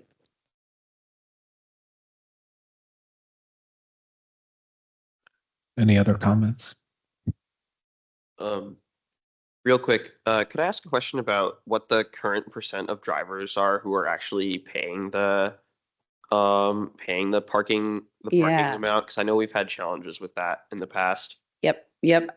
It's still a challenge. So our average over the past 12 months has been in the 40 to 50% range of payment compliance or payment non-compliance. So about half we're seeing right now in most places. Some blocks are much worse than that on average. Others are a lot better, and we don't know yet why. But it is an area of exploration that we're interested in looking into to see if we can understand what factors might go into non-compliance. Interesting. And has the percentage changed at all during the pilot, or has it stayed relatively consistent? It stayed pretty consistent. I know very early, like in the open houses prior based on some early baseline data, because the way all of this works is a bit of a delay. You have a delay before you can grab your data set. We had a board at open houses back in December of 23 with a number that was closer to 35 to 40% payment compliance. And that was based on data from pre-October of 23, and that was the beginning of the completion of our network. So our hypothesis for why that particular board was that low was that the areas we had put our sensors in first were areas that were showing us lower numbers. And then as we expanded our sensor network and we finished completion of the network, it evened out into this 50% range, but it hasn't moved much up and down around 45 to 55 most of this year. All right, good to know. Yeah. Overall, like I'm really happy about the project. Like I'm definitely really supportive of the goals that it's going for, but it's really a struggle for me with the fact that we have like close to half, if not more than half of drivers just not paying at all. And it's definitely hampering the effectiveness. So more targeted enforcement, especially on those blocks that have significantly worse compliance than others, would be great to see. But thank you for the presentation, and I look forward to where this project will go. Thank you so much for that comment. Yeah, there's so much coverage of fare evasion and everything, but all the type of evasion drivers do on a daily basis, and that well, it's not as much of a danger when you park illegally and don't pay, but speeding and other violations really contributes to the lack of safety on the roads. Meg, Commissioner Flores. I just want to say, I think you were one of my first commissions, and I've been waiting for this for like 12 months. So I love that we have a little bit of the data. And also want to echo the frustration that the commission has with the such a low parking payment option. I mean, on one level, like, it's just not being a good citizen. On another level, that actually ruins our data. So, yeah, definitely hope that this time next year when we see you again to talk about it, maybe that number will have increased. Because I think when you first came to talk to us, it was like 30 to 40%. Yeah. So it's increased a little bit. Yeah. That's what I was saying. I think that was the nature of the area we had sensor coverage in at that time. Yeah. But maybe it increased. I mean, maybe that would be a nice thing to be able to say. We just won't like stand behind it with all cylinders. Yeah. I might go to sleep tonight thinking that. Okay. Yeah. But I appreciate you coming. Yeah. And I just want to, you mentioned confidence in the data, to just say that one of the great things about this project is that we can fully separate occupancy from transactions because we have them as separate data sets. Whereas a lot of communities, all they have are transactions to estimate what's going on the street. And if we know that it's 50-50, then even if we didn't have sensors in the future, we might be able to say, this is the relationship between transactions and occupancy and be able to plan around that. And obviously, as we hopefully find ways to strategically improve all the factors that affect a driver's behavior and get them to pay more frequently, we can also track that too. And we can see those relationships sort of unfold for us. So that is exciting. Thank you. Thank you. Any other comments? No. Thank you very much for the detailed report. It's really exciting to see how this how this pilot develops. And I think it's something very useful to the county. Thank you. Thank you very much. All right. Last item. Should we take a 2-minute break or you want to just power through? What's the? Up to you guys. I feel like we've been sitting down a while, so a stretch break might be in order. Let's do a couple minute stretch break. We'll reconvene in 10:10.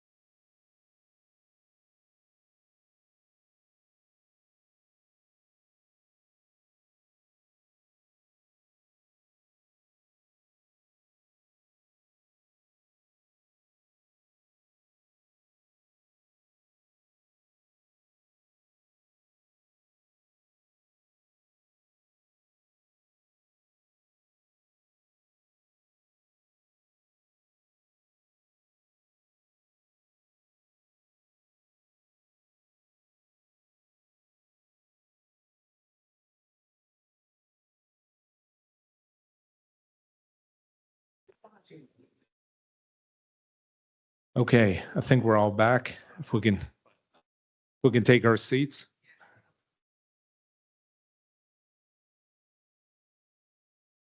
All right.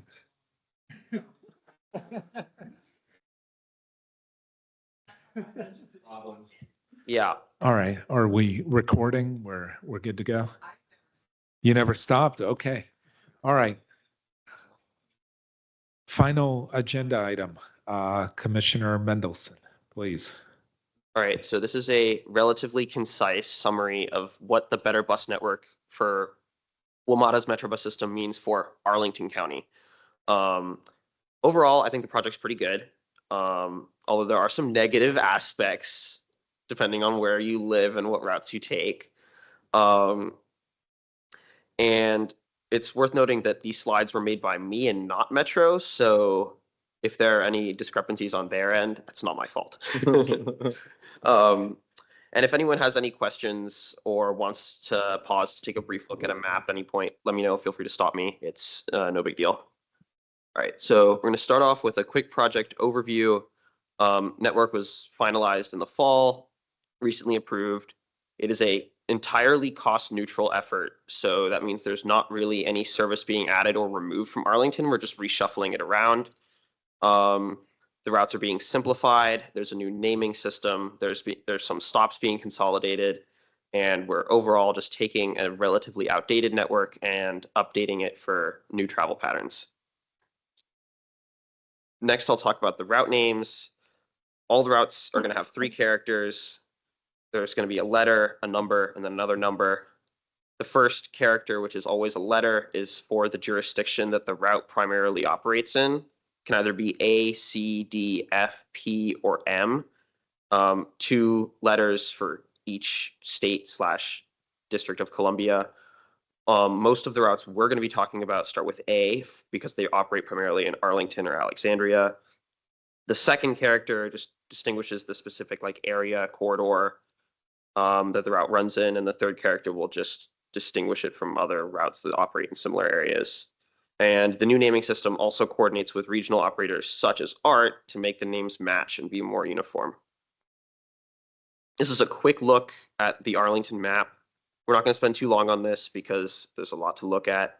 But just to kind of get a quick overview, the red routes are the highest frequency ones. The darker blue, medium frequency, the lighter blue, lower frequency, the purple, very limited frequency, just to kind of get a sense of how much service is where.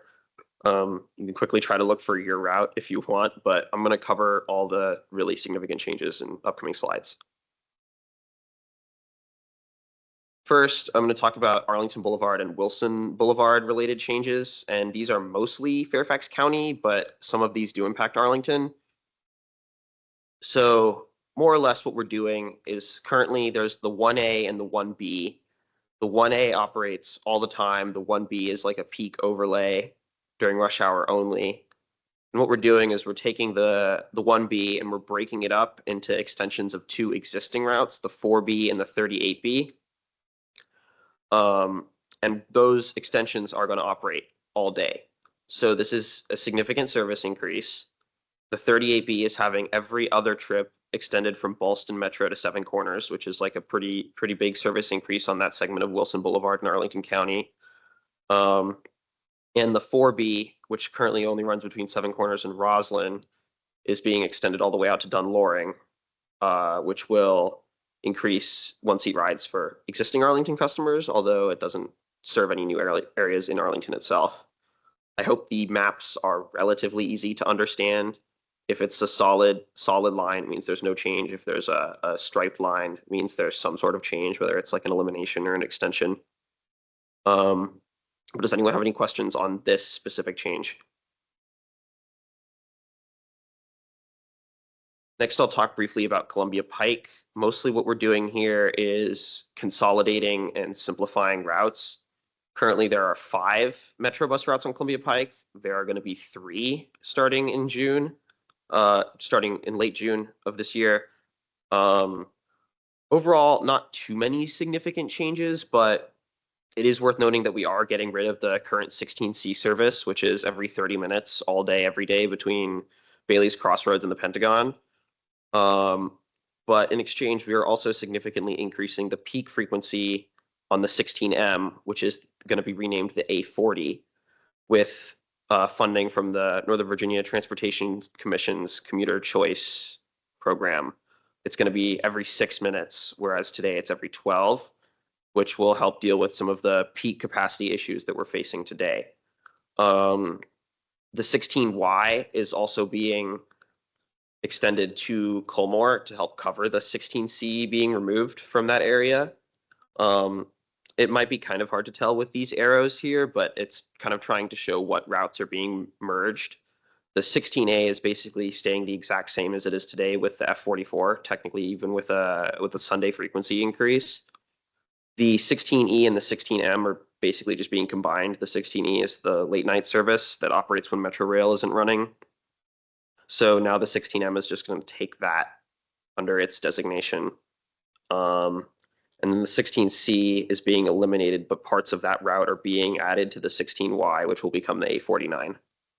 It is also worth noting that these names are going to match the ART routes, all having names in the 40s. So it'll kind of make for a more uniform system, easier to understand. Any questions on this change? Really quickly, Alex, are any of those more express than the others, or are these all stop, all of them? So I'm not 100% sure on this, but I believe the F44, which is the 16A, and the A49, which is the 16Y, will remain the limited stop variants, whereas the A40, which is the current 16M, will remain local stop. They could change this. They probably should, but I don't think they are as of right now. But there's going to be significantly less limited stop service than there is today because we're getting rid of the 16C. Practically, it doesn't make a huge difference. I was curious if they were ditching it because it doesn't really work out that well in reality, but yeah. Yeah, I don't think they are ditching it as of yet, but not really any significant changes on that front. Anything else? Yeah. Yeah. So basically, the 16C is gone. You're no longer going to be able to take one bus from Colmore to Pentagon. Well, there's going to be another new bus that goes from Colmore to the Pentagon that doesn't go via Columbia Pike. There's going to be a what bus? Another bus route entirely that goes from Colmore to the Pentagon, but not What, on the Columbia interstate? Pike. Partially. Okay. All right. I'll get to that later. All right. Thank you. I'll let you get to that. But Colmore is not in Arlington, so it largely isn't gonna impact our riders as much because it's mostly like a residential neighborhood in Fairfax County. All right. This one is pretty complicated. This is covering the existing George Mason Drive, Shirlington, Pentagon, Ballston service, which is the 22A. We're kind of doing a lot here. So we're breaking up the 22A into two entirely new routes. One route is the A71, probably the most similar to the existing 22A. And it's going to run from Ballston to Shirlington as the existing 22A does today, as shown by the solid red line that runs down to Shirlington from Ballston. But now it's going to have a new extension to King Street, Alexandria Station, which will be an entirely new segment for Metrobus operations on that segment of King Street in Alexandria.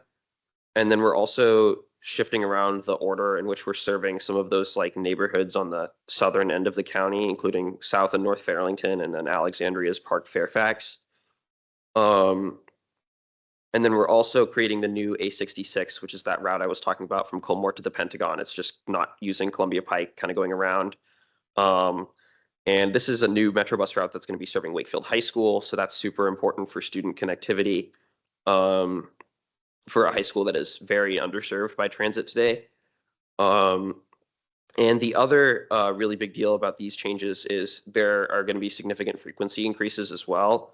Today, the 22A is only hourly every day of the week, but both of these routes are going to be operating every 30 minutes all day on the weekdays. And The A66 highlighted in blue will also operate every 30 minutes on Saturday. Unfortunately, the red A71 and the blue A66 will be operating hourly on Sunday, and the A71 will also be hourly on Saturday, which is not great. We really would like to get that frequency up a bit, but funding constraints, I suppose. And there are just a lot of new connections created by doing this as well. Like there's currently no direct connection from like Bailey's Crossroads to Shirlington, and there's no direct connection from Shirlington to King Street Metro either. So these are just a lot of new, quick one-seat connections that will really help out Arlington residents.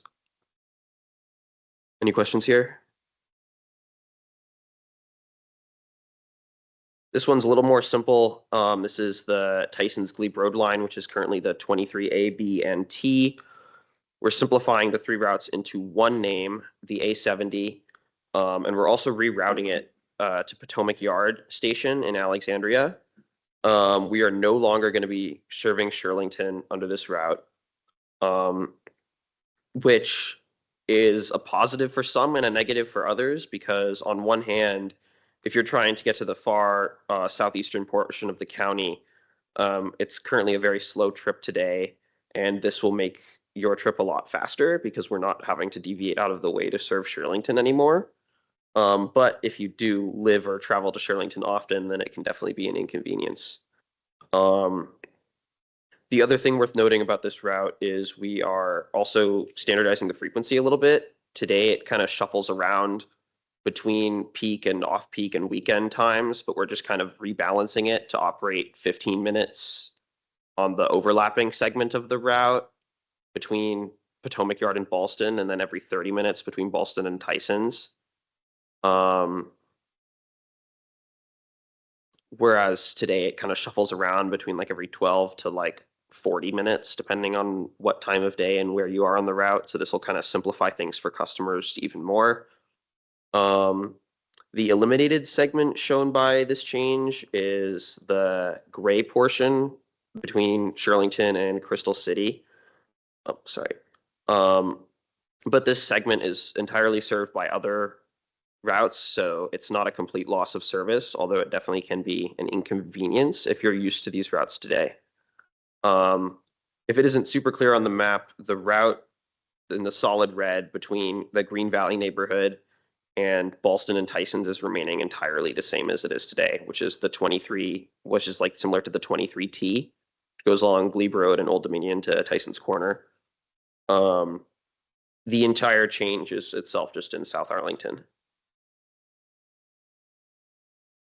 And I suppose the other thing I can mention too is because we were talking about 24th Road South with the Hotel Pentagon site.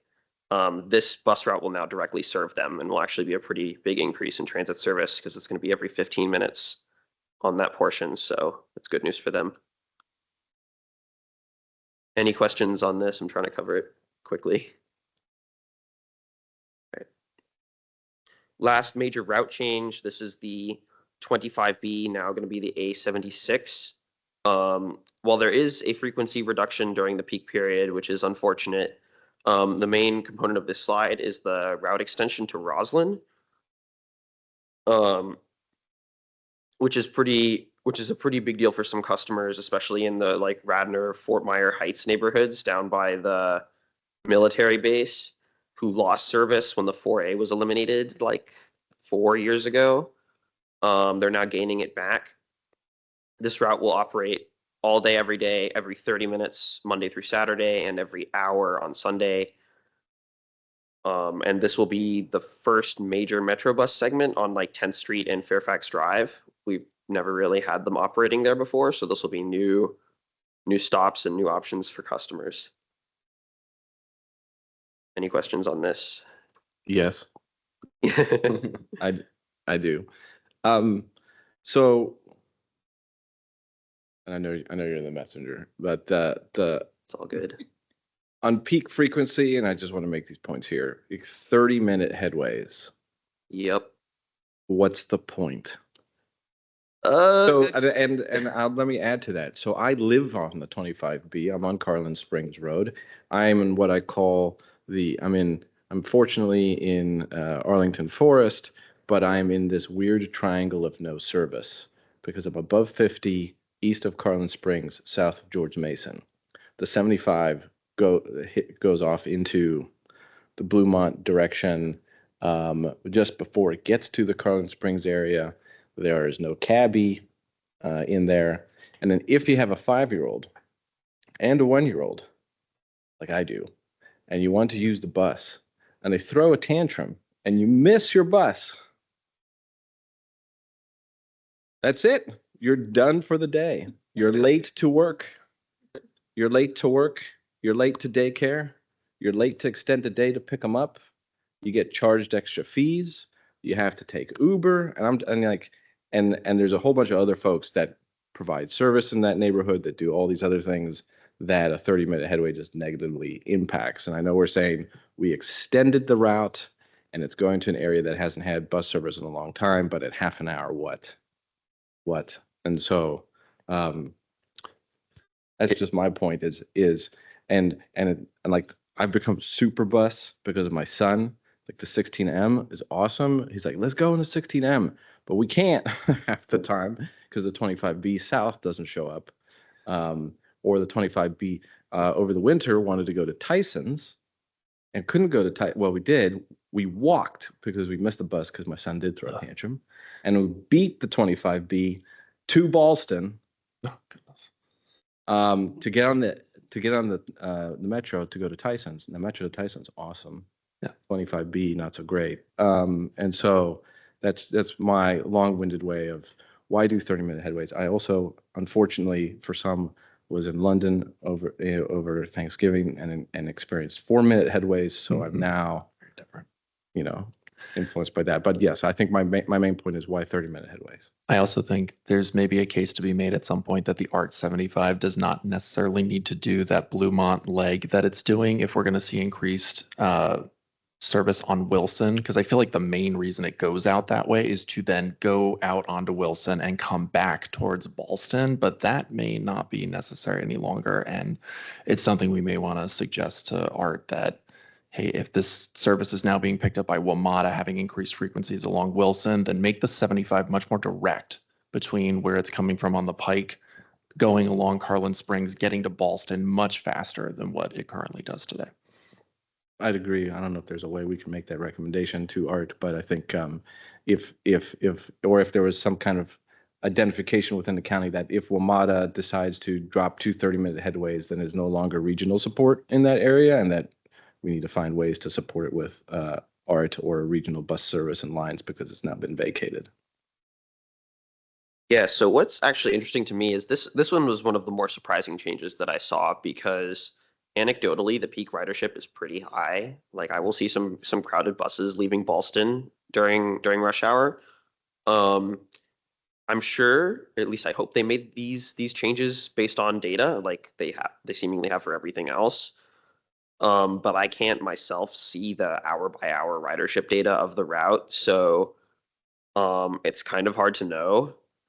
The thing that's worth keeping our hopes up for is they said that they will make adjustments as needed, like after implementation to correct any potential misdoings, I suppose. But yeah, it's definitely a challenge. It would be great to see Art work more with the schedule coordination with Metrobus routes because it's currently very lacking on some corridors, such as this one, where a 75 will come and then only 5 minutes later a 25B and then 25 minutes for the next bus. So if we could get that spacing down to like 10 to 15 to 20 minutes on the weekdays, then I really don't think this will have as big of an impact. But if we can't, then it's going to be a struggle. So I don't know. We're gonna have to see how it goes, but at least you get a nice extension to Roslyn. So hopefully some new connections there. Yeah, go ahead. So I live in the Fort Minor Heights neighborhood that border the south end that borders the base. And so it was very sad to see the 4A go. even if it was like half an hour headways, but it was like right in front of my apartment building. And so I'm curious now that this service will kind of exist again, and it looks like it's on that Arlington Boulevard service road. Yep. The only thing I don't know if you have an answer or where I can direct this question to, but the two bus stops that are on the Arlington Boulevard service road are no longer there. So like the corner of Rhodes and the Arlington Boulevard service road and the corner of Arlington Boulevard service road and North Wall Street, there are two 4A bus stops there. And there's no longer a bus stop there. Like they took out the bus shelter and the signage, and that's like an empty space right now. And so I wonder if this is going to happen. Are there, I imagine that there are plans to put in again another bus stop. I mean, there are like as a result of this project, there are a bunch of like new stops going up because that there's a makes lot of like routes that are operating on roads that Metrobus has not operated on before. Okay. And we're also removing a lot of stops that we used to have served and that they used to have served and they no longer will. As for the shelters, I don't know how long that will take. So it's Okay. probably an Arlington County or VDOT Yeah. thing for Right. that area. But I imagine they'll be able to just stick a sign and a bus stop sign up, but I don't know exactly how it will work. Which, I mean, that'll be a good place to start, considering we haven't had service on that section of road for, some time now. But yeah, I'm sure that'll come later. Yeah, this came up with the site plans for the Red Lion Hotel, which is now being torn down. Right. Because there was a stop right there, and that did come up in our meetings about, well, are we at least keep the bus? Won't a bus come back at some point? Yeah. And I think the provision was made that, yeah, we know it could come back, so yeah, we'll leave room here for a bus stop. Yeah. So I guess it can be done. Yeah, and the space is there. It was just interesting that like I think I walked out 2 months ago or about a month ago and just found that there was just no more shelter, and I was like, oh, that's a little. I know the 4A hasn't come here in 5 years, so I guess maybe they're just like tying up loose ends and getting closure by removing a bus stop. So it's. My guess is that yeah, it'll probably come back at some point. Well, I At can least it tell should. you, the 4A everywhere west of Fillmore was discontinued during COVID, and they're not coming back. No, yeah, right. It's just that the bus stop is no longer there. And if this new 25 or 876 is going to serve that same spot, then I'd imagine a bus Well, stop the there service would has be- been taken off of Arlington Boulevard west of Fillmore. So I'm saying, to your Oh, point, I don't know right. if those Okay. stops are coming back there in that location. either. Oh, understood. Okay, that makes a lot of sense. Okay, thank you. Yeah. And they've already taken all the flags down on Arlington Boulevard, yeah. These are all, except for like one or two, these are all stops on the service road though, so I'm not sure if that's managed by VDOT or Arlington County. Do you happen to know? WMATA took out the stops. Arlington has taken out all of the shelters and the pads that are there now. Okay. Got it. And I'm only speaking to the area west of Fillmore because my projects are on that corridor. Good to know. And I wonder, maybe you can answer this for me. Sorry, I know I'm not a commissioner, but I'm curious. Were those stops taken out because of low ridership? And if so, is it because of the lack of infrastructure that provided access to the stops along the service roads? Because there were no ADA ramps. I don't know if that was even addressed. I have not seen the final report. So they really haven't gone into the specific details. I know the 4A itself was killed because of low ridership. It was like a peak only service that really only served like commuters, and there wasn't a whole lot of density along Arlington Boulevard that warranted it. But because this route's now going to connect back to the metro corridor on both sides, like there's going to be a lot more ridership base to serve. So I'm not really sure, but we'll see. Yeah. All right, only a few more slides left. This next slide is just talking about service reductions. It's a kind of a complicated table, so bear with me. We've got the old route name on the left, the route name that exists today, the new route name in the next column, areas served in the next column, and then the specific change in the column, the rightmost column. So I'll cover these quickly. The 3Y, which is currently the Langston Boulevard DC peak period, peak direction express route, is being fully eliminated, mostly because of low ridership efficiency. The alternative is to use the ART 55, which parallels the entire 3Y route in Arlington, and then just transfer to the metro at Roslyn, which will not be a huge inconvenience to most people, but it could add up to like 15 minutes to some people's trips, depending on where they get off in DC. But overall, the ridership is like not as efficient, especially when comparing it to other peak period routes. So it is being eliminated to have its resources used elsewhere. The 7A, which is being renamed the A27, which runs between West Alexandria, Fairlington, Shirlington, and the Pentagon, is having some weekend service decreases where its frequency will be reduced from every 20 minutes to every 30 minutes, and service after midnight will be fully eliminated. But these are only changes that are impacting the weekday or the weekend service. They were previously proposing significantly cutting weekday service too, which that has been fully removed from the plan, which is really good to see.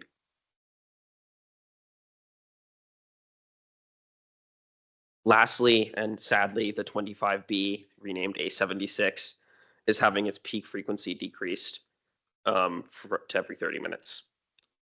Does anyone have any changes on these reductions, frequency reductions? Just say I was really glad that the 7A/A27 that they pulled back on the initial cuts. I think there was a lot of pushback in the Fairlington community. And so really glad to see that that only happened with the weekend service decrease.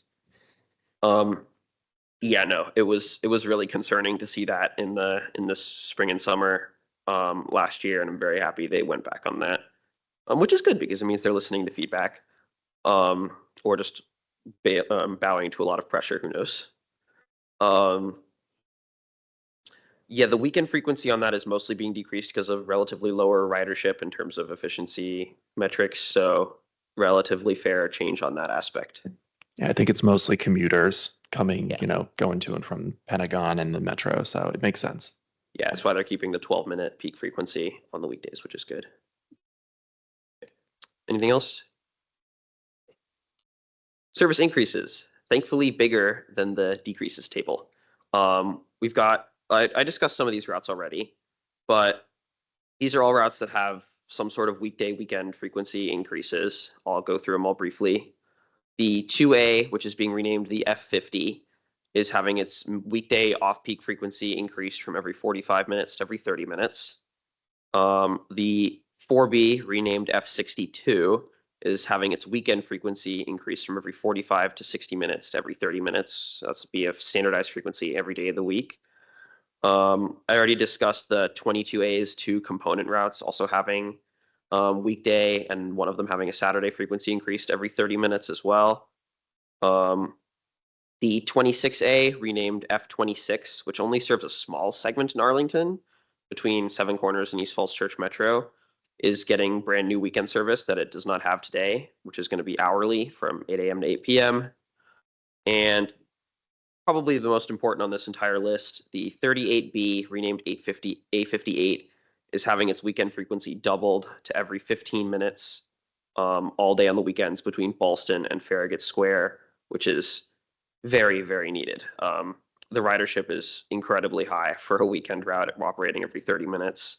It is worth noting that the Seven Corners extension that I talked about on an earlier slide is only having every other trip go there. So that's going to be every 30 minutes service on the 38B between Ballston and Seven Corners. So that's not benefiting from this weekend frequency increase. Any questions on that? Am I right to, these are most service increases are east to west or north south? With the exception of maybe Ballston, George Mason, Shirlington? Yeah, that seems like a fair assessment. Okay. That covers basically all the service changes. Quick slide for transition and implementation. All of these changes are happening in place overnight on June 29th of this year. We're just going to flip the switch, and then we're going to have all the new names and all the new schedules, and it will probably be a bit confusing for everyone in the short term, but hopefully good for long-term benefit. We'll see exactly how it works out. On the right is an image of the new signs that they recently started putting up in Fairfax, which will show both the old route names and the new route names, to kind of help riders understand the changes. There'll be more advertising that they do, but this is just what they're putting up on the signs. Hopefully we'll start seeing some in Arlington soon. But what we currently don't know is the exact route schedules, so how like transfers will line up, for example. And even more importantly is how Arlington Transit is potentially going to try to work with these new schedules to coordinate their routes to improve bus spacing on like shared corridors today, like George Mason Drive and Carlin Springs. So it would definitely be helpful to have someone from the county come talk about that maybe later this year towards the summer as everything starts to come out. Anyone have any questions on this? Lastly, if you want to look at resources yourself, WMATA.com/betterbus has tons of individual resources for each route, lists of eliminated bus stops, and full maps as the one I showed earlier. So if you want to take a look, feel free. And this is back to the overall map if we want to take a look at it, and I can answer any final questions. Otherwise, that's it. Awesome. Thanks a lot. That was really useful presentation. Tried to make it quick. Yeah. We have 1 hour and 15 minutes until midnight if anyone wants to keep it going. Yeah. Yes, please. But no, on a serious note, before we part, any important updates from SPRCs, the MTP rewrite, or anything before we conclude? No. No, there's Anything about Arlington Transportation Future that we should talk about? right. So on the Arlington Transportation Future, I believe that right now there is a draft notes and there's a draft plan and goals out with some public comment available. Yeah, please take the survey when you get a moment to just take a look at the Arlington Transportation Futures. I forget the date that it's closing, but it's sometime this month. So take a look sooner rather than later. We're just at the visioning and goal stage, so the feedback doesn't have to be super in depth right now. All right. Sorry. I have one update I forgot to mention. Sorry, it'll be really quick, I promise. Actually, it would have been longer, but Transit Advisory Committee met yesterday. Okay. And they talked about almost all the same things, especially like the 43 and the metrics and all that. The only thing to add was some people raised some concerns about STAR and how it has a new operator and how that's kind of impacted in terms of longer wait times, feelings of unsafe driving conditions. So those concerns were brought up about STAR. Okay. Yep. So just something to think about, I guess, as we think about STAR and its performance going forward. Yeah, I wonder if that's correlated to the decline in ridership that it might have not been statistically significant because overall it was 0.5%, but yeah. I feel like the decrease in ridership was more like weather based. Yeah. And this was more like the service provider changed in December, and so there have been some concerns about that. All right. Thank you. Ms. Obikoya, can you keep us posted if there's new SPRC that need to be filled? If you could send an email out and at your Certainly, I can convenience. do that. And I reached out to staff about a presentation around the summer for the transition with Better Bus Network, and you all should have received the report on John Marshall that was sent out. Yes, I saw that. Thank you. All right. Thanks a lot. And see you sometime soon. Gotta look at the schedule. 2 weeks. Yeah. Oh, all right. Have a good night.